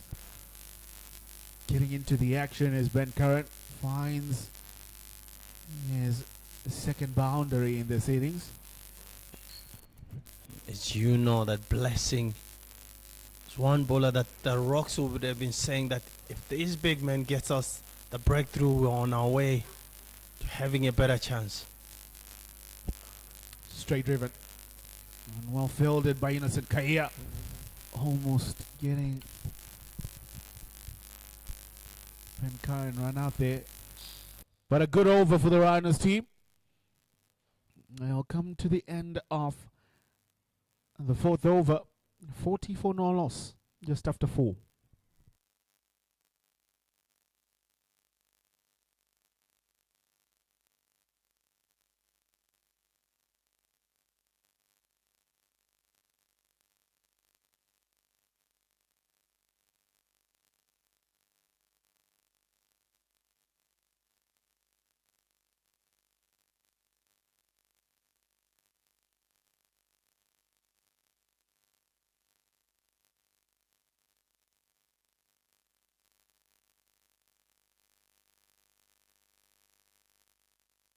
Roika here will come in, taking pace off.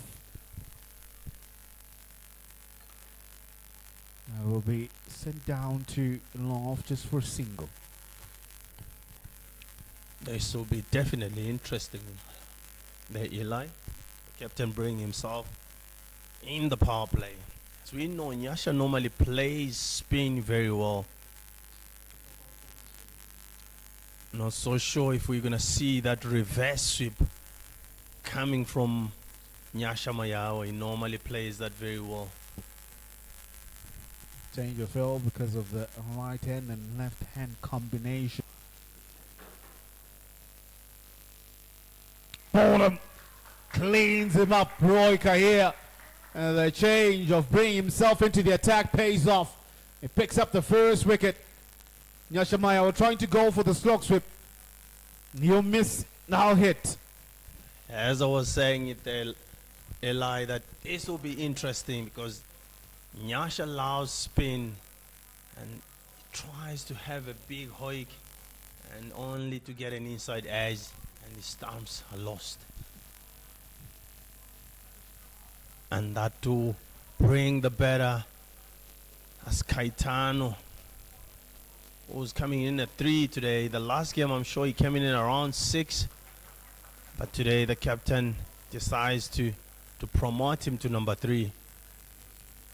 So as we can see, the Rhinos 41 for 1 after 4.2 overs.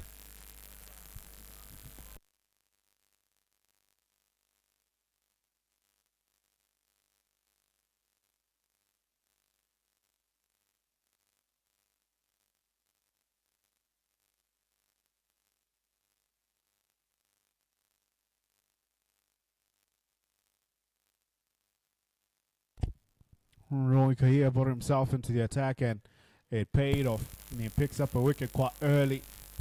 And that's what you would like, especially defending a low score of 1-2-2. Takuzona Shikaitano, not a newcomer to such a situation. Full toss. Just works it away to long on. And gets off the mark. The Rhinos, the Rocks, know that they need wickets. Know that they need them very quickly. Right now they've got 1 to start that.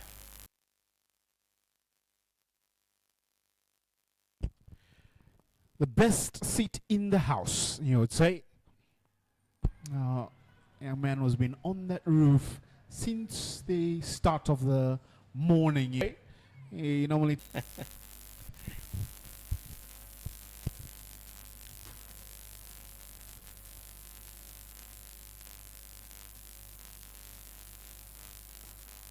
neatly worked by Ben Curran. No risk in that shot.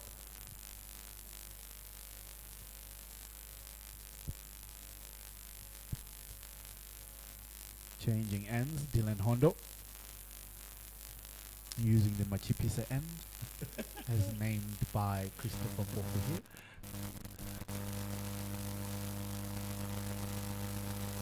So we saw the other end. At the other end, Dylan wasn't using the facilities. As they will say, he bowled quite a few full tosses, about 3 of them in that over. Luckily, only 1 was punished. Oh, it was a good over from him. Went for 6 in that over. We'll be bowling to Takuzo Caetano. Very well bowled once again. Right on the stumps. Says that if you want to play across the line, do that, Mr. Batsman. And I'm not going to change my line. I'm not going to change my length.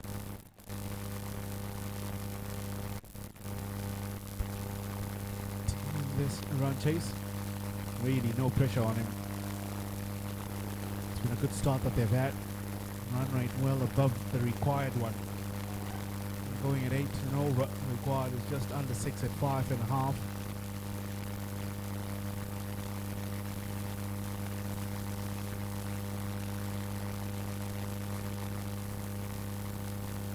It'll be important if they can be able to not only string in a few dot balls here, but they need but a number of good overs.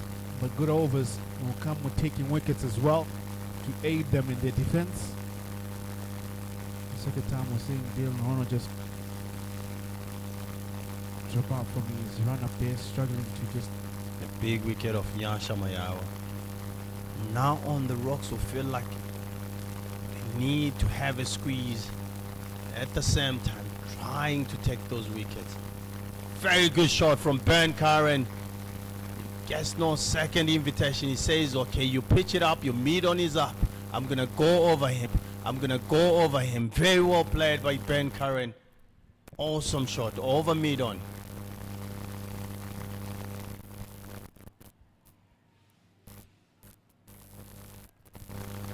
Roy Kaya started. As we can see that the mid on has been pushed back, so Ben Karen will feel like he has won that one. He's pushed that fielder that he wanted. He's pushed him back. They're all ball back on the stumps once again. Roy Kaya.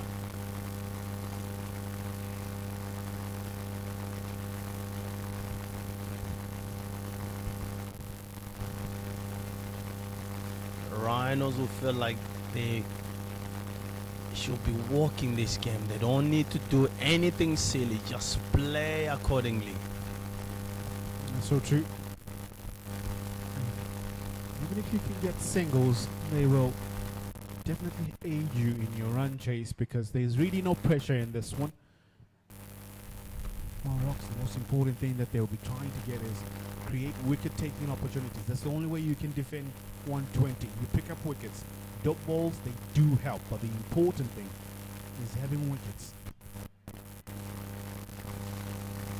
Through the cover.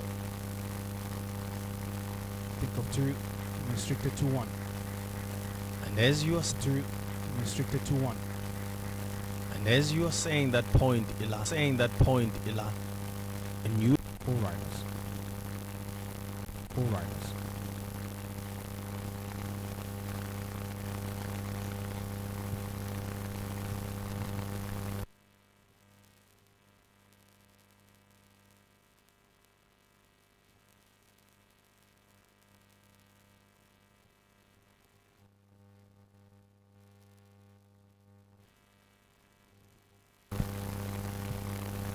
Dylan Wando will continue from the Machipisa end, or should I say the pavilion end.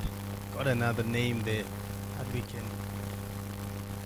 have a squeeze in there, Eli. Well flighted.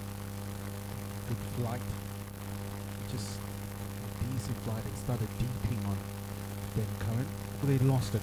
Because if you take a look at their batting scorecard, the top 3 batters had a good start, but then it just fizzled out as they went on. We had that conversation with. You see this ball? Good ball, good fielding. Nearly a mix up from those two. Yeah, coming to that point, I felt like so they're looking to score 1s and 2s even when it's getting a bit tougher. They're always doing that, and that's something that the Rocks didn't do well. Cracked their way through the covers. And required when they get to, which is, like you're saying, good running by this pair. As we were watching the Southern Rocks, the Rocks batters, what they did not really well was whenever they were not getting boundaries, they kept on trying to clear that boundary, and they ended up losing those wickets.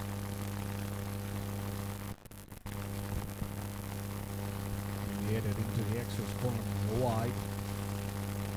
That's so true. They try to power hit their way through their innings. In that desperation for big shots, they presented wicket-taking opportunities. And after the top order, no one really stuck around. Fortunate enough to actually get to 120, I would say. Ah, Mesville. To mark the end of the over. And the Rhinos 58 for 1 after 8 overs.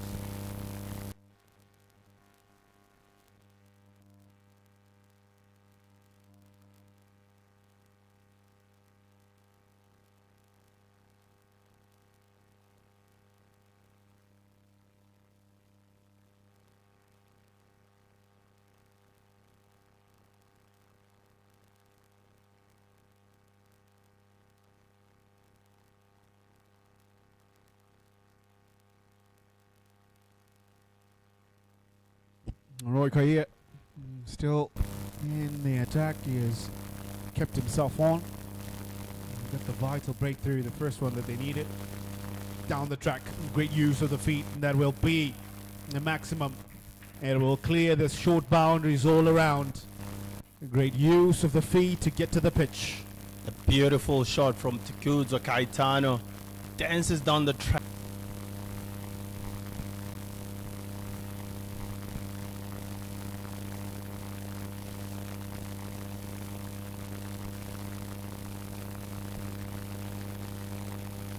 First sweep attempted. Run out opportunity. Roy Kahia feels that he threw it to the right end, but Cousin brother not so happy. I think it doesn't throw it to the right end because they're going to make up a lot of ground. Definitely agree with you, yeah. Because he's the one who was on strike. For you to hit the ball and take off, that would take a bit of a long time. Maybe the throw wasn't as hard as you would have expected. Over then. Finishes third. 66 for 1 after 9.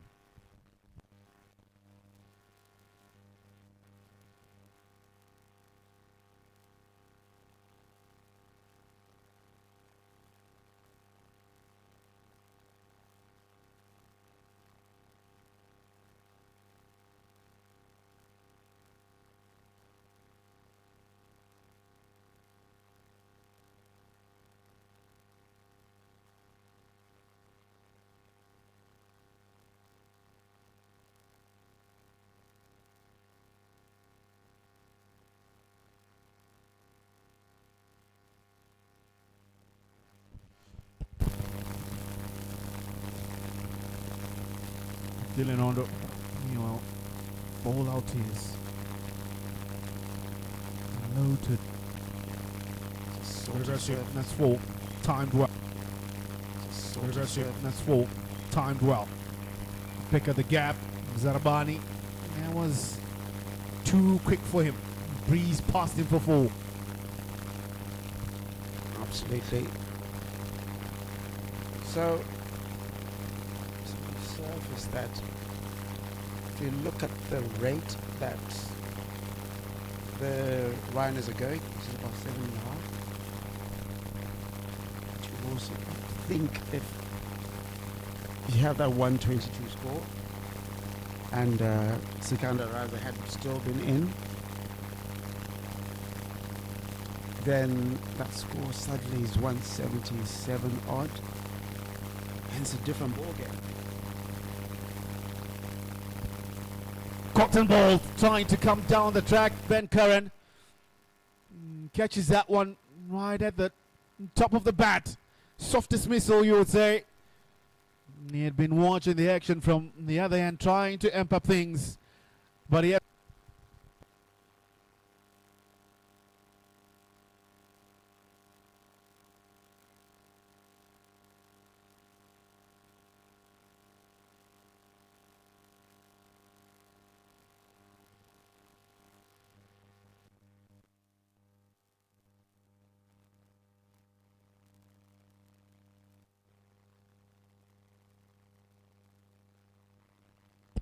with the fall of that wicket, the two teams will take a strategic timeout. And of the two teams, despite it being 72 for 2, Rhinos still feel are the better of the two sides. We'll be back shortly after this timeout.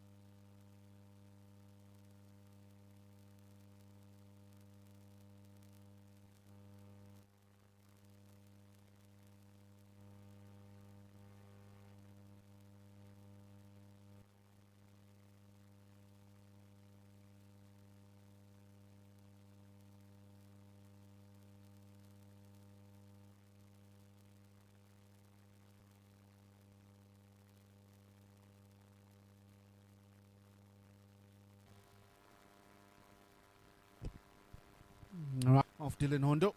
Antrum of Dylan Hondo. Antrum Nakvi the captain. Nakvi the captain. Looking to get off the mark with a big shot.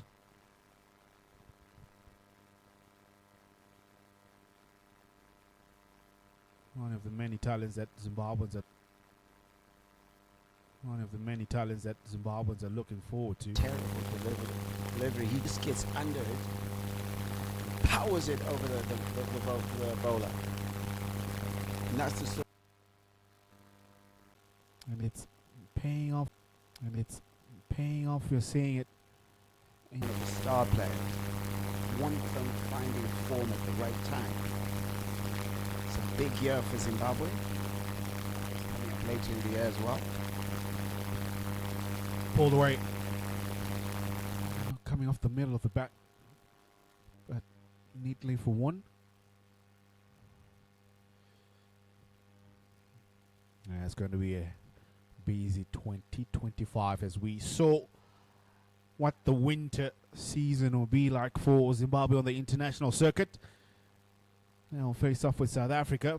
There'll be 2 test matches in Bulawayo. And there'll be a T20 triangular series featuring New Zealand as well. Cracked away. And that's 4. And that one breezed past Innocent Kahia at backward point. And he could just stand there and save his legs. Good strike from Nakvi to end the over. And it'll be 87 for 3 after 11.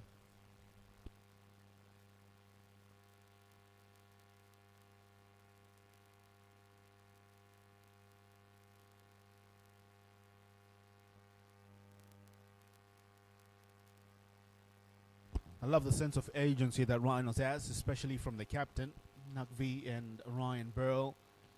They're coming through. They don't need much, but they're showing their intent. Why? They want to acquire a better net run rate. You want to win with still a lot of overs left. It will help you. I think it might just come in handy towards the later stages of this tournament, because Eagles and Rhinos, they will be almost neck and neck if things go Rhinos' way. Net run rate will come there just to determine where these two teams end.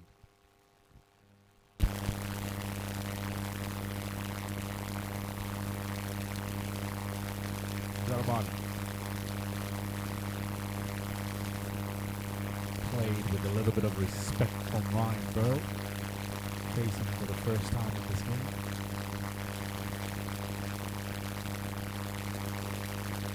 Interesting times, because tomorrow, if your Rhinos are sitting, you're saying, figure it out, please. I'm waiting for you on Sunday. Shot. The question for me is, would you rather be playing tomorrow and carrying over your energy into Sunday, or would you rather have a break to go and play Sunday? Not break tomorrow, that is Sunday.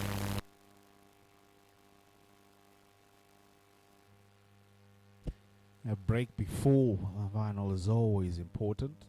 Come back fresh, clear mind, clear thought process. So definitely, it'll be good.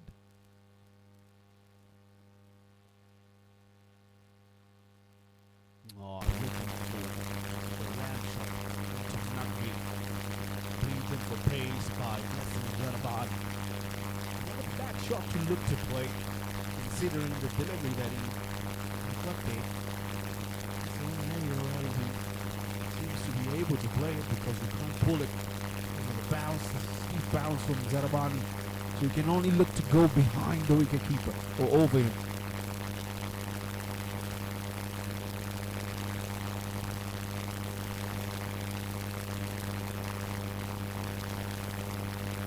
Good shot from Anthony McBee. Well fielded, well run, good cricket all around.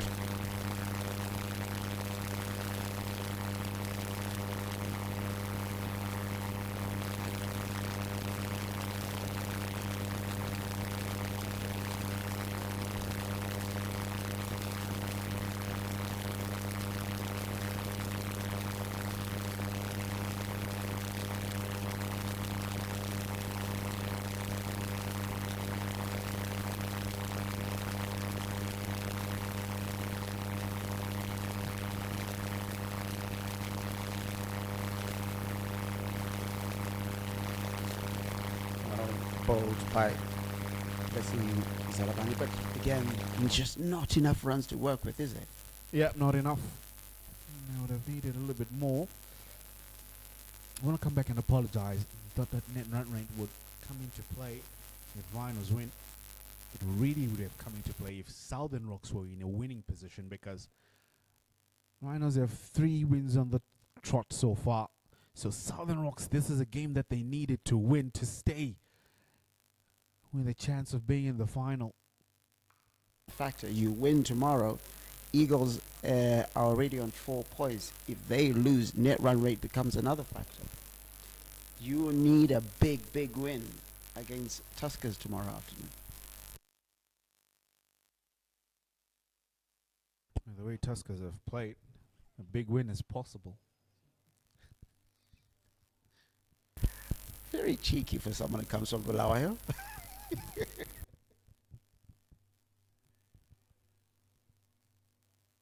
Not that I come from anywhere different. I'm just putting it out there. We just play the cards that are in front of us. Newman Yamuri should be looking to have another go here.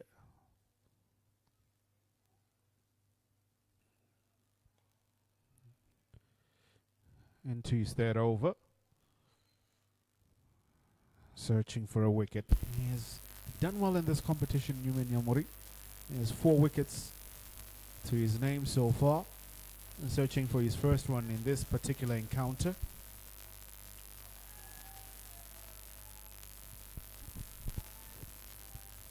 Just have to say how impressive Rhinos have been across all competitions. Came second in both of the longer formats and come here and have been professional. They've been focused and should be going into the final on Sunday as the favourites. 93 for 3 after 12.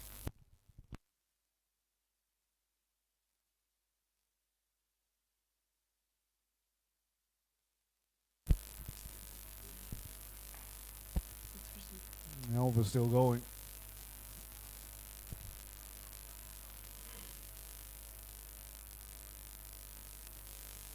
Newman Yamuri.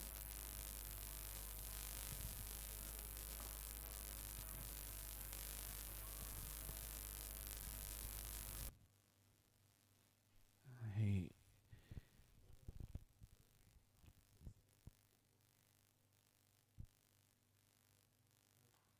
cut away. That's a good shot.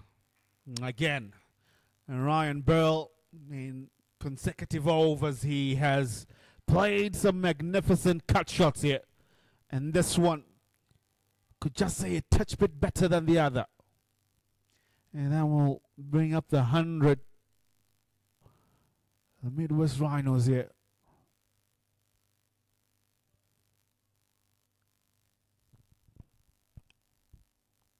Short delivery to come back.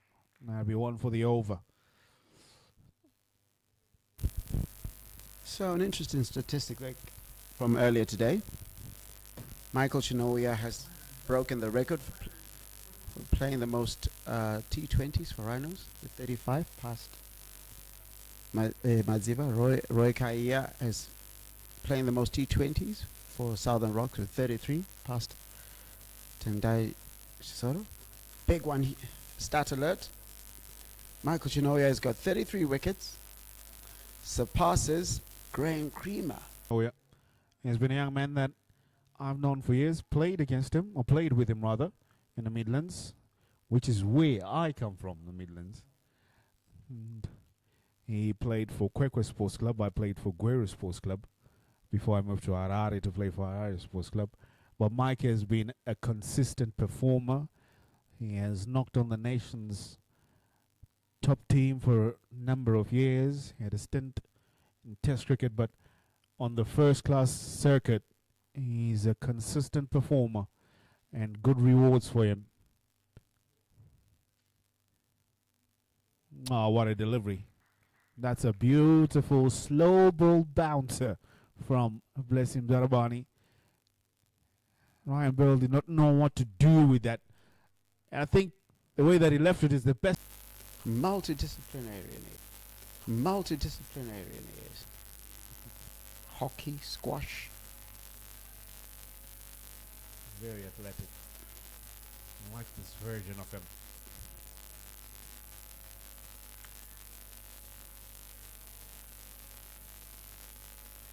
Nugby. He was eyeing to Nugby. He was eyeing to send that one into orbit.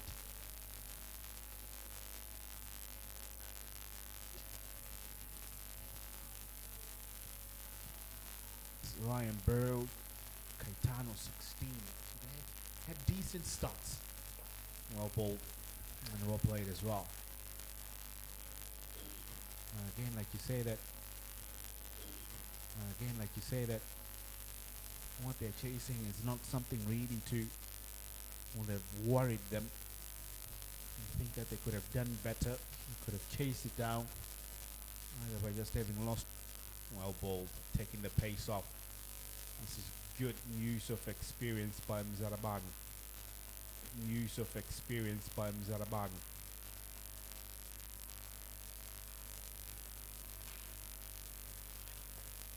He's done well. And he's a loaded forward, say, but a bit expensive, you would say. He's got one more delivery to go. It's gone for 32. No wickets to show for. Economy of 8.35. Something that you rarely see around Mzarabani.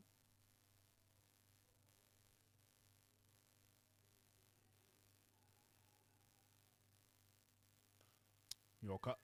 Quick single taken to close off the over. And the end of the over going to be 104 for 3 after 4. And the end of the over going to be 104 for 3 after 14. 14.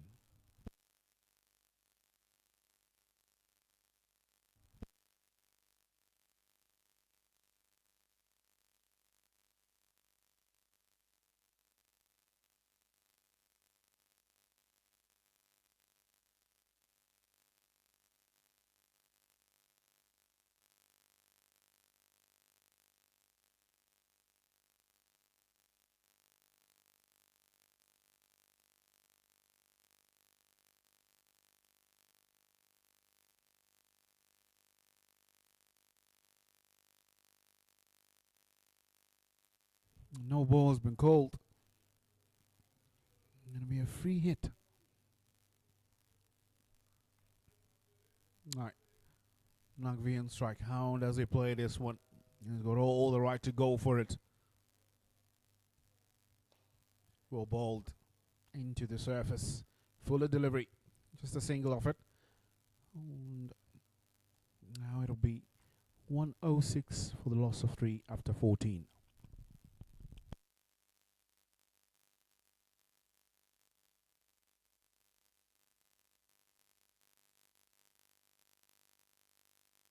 The 19th as well, you say. It's quicker. Well bowled.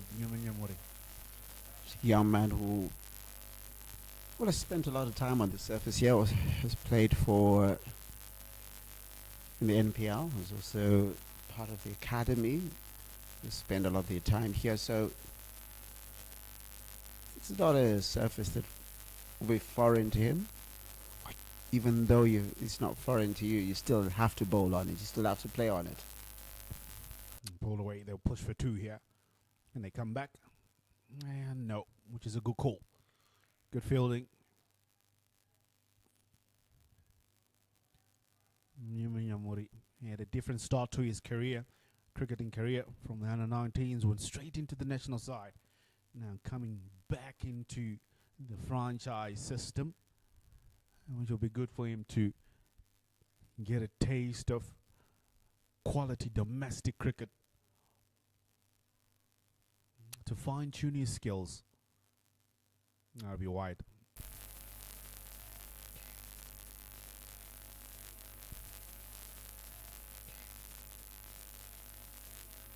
Just to remind you that the matches over to Harare Sports Club and talked over to Harare Sports Club and talked about those after this delivery. Have to bowl that again. This is called wide. The matches go over to Harare Sports Club once again tomorrow for the final 2 matches of the round robin stage to decide who is going to face Eagles in the morning.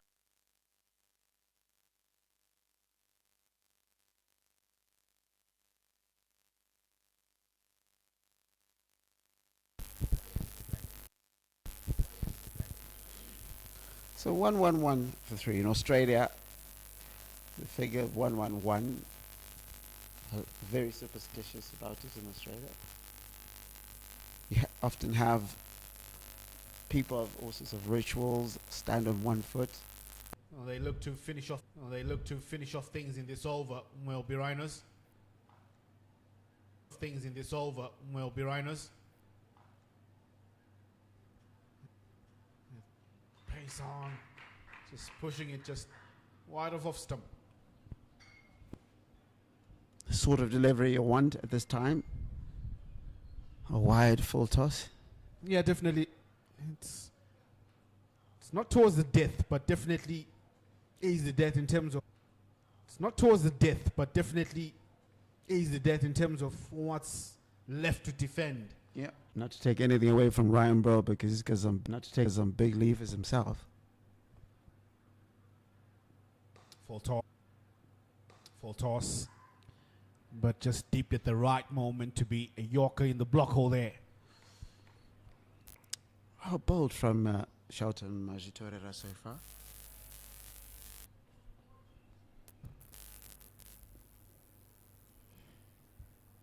Sometimes I also get a feeling when sides are looking to end things too quickly, presents opportunities to pick up a few wickets. Up in the air, Mashinga underneath, and over him. Not 6. And over him. Not 6. And for a moment he thought that was coming down his throat. No matter the right time, no, he would say unfortunately at the wrong time it flew over his head. Nakvi, 1 hit away. 4 now needed for them to wrap up things here. Opening the face of the blade. And will they run hard? Just keep it down to 1.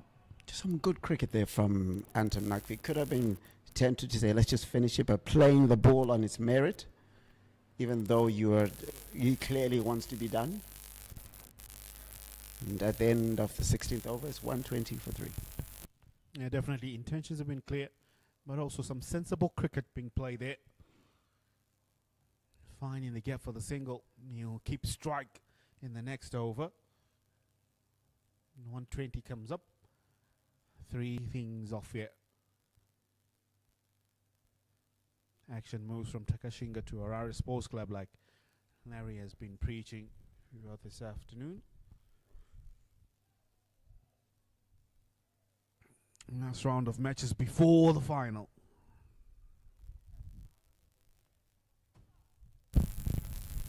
It's going to be a new name on the trophy after Durham won it last year. Let's not talk about that. It's history. I was born. That's history. All right. Okay, here says he will have the honors to defend the 3 runs. Antum Nakvi will be facing. Let's say it's 1 hit away. You get a wonder.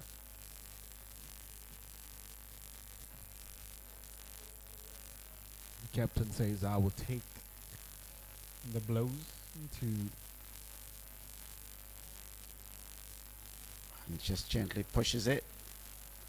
Going to come back for 2. Yes, they will. Good running. This is Brilliant very good running in between the wickets. Thought of coming for a 3rd, but I think Anton Nakvi had just gone past the wicket a bit too far. Scores are tied.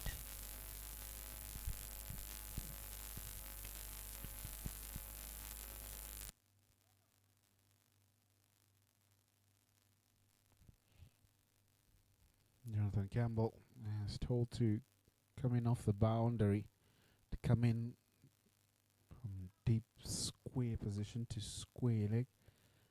Just a few steps inside just to cut out the single. But lots of vacant regions to steal the required 1 run. There we go.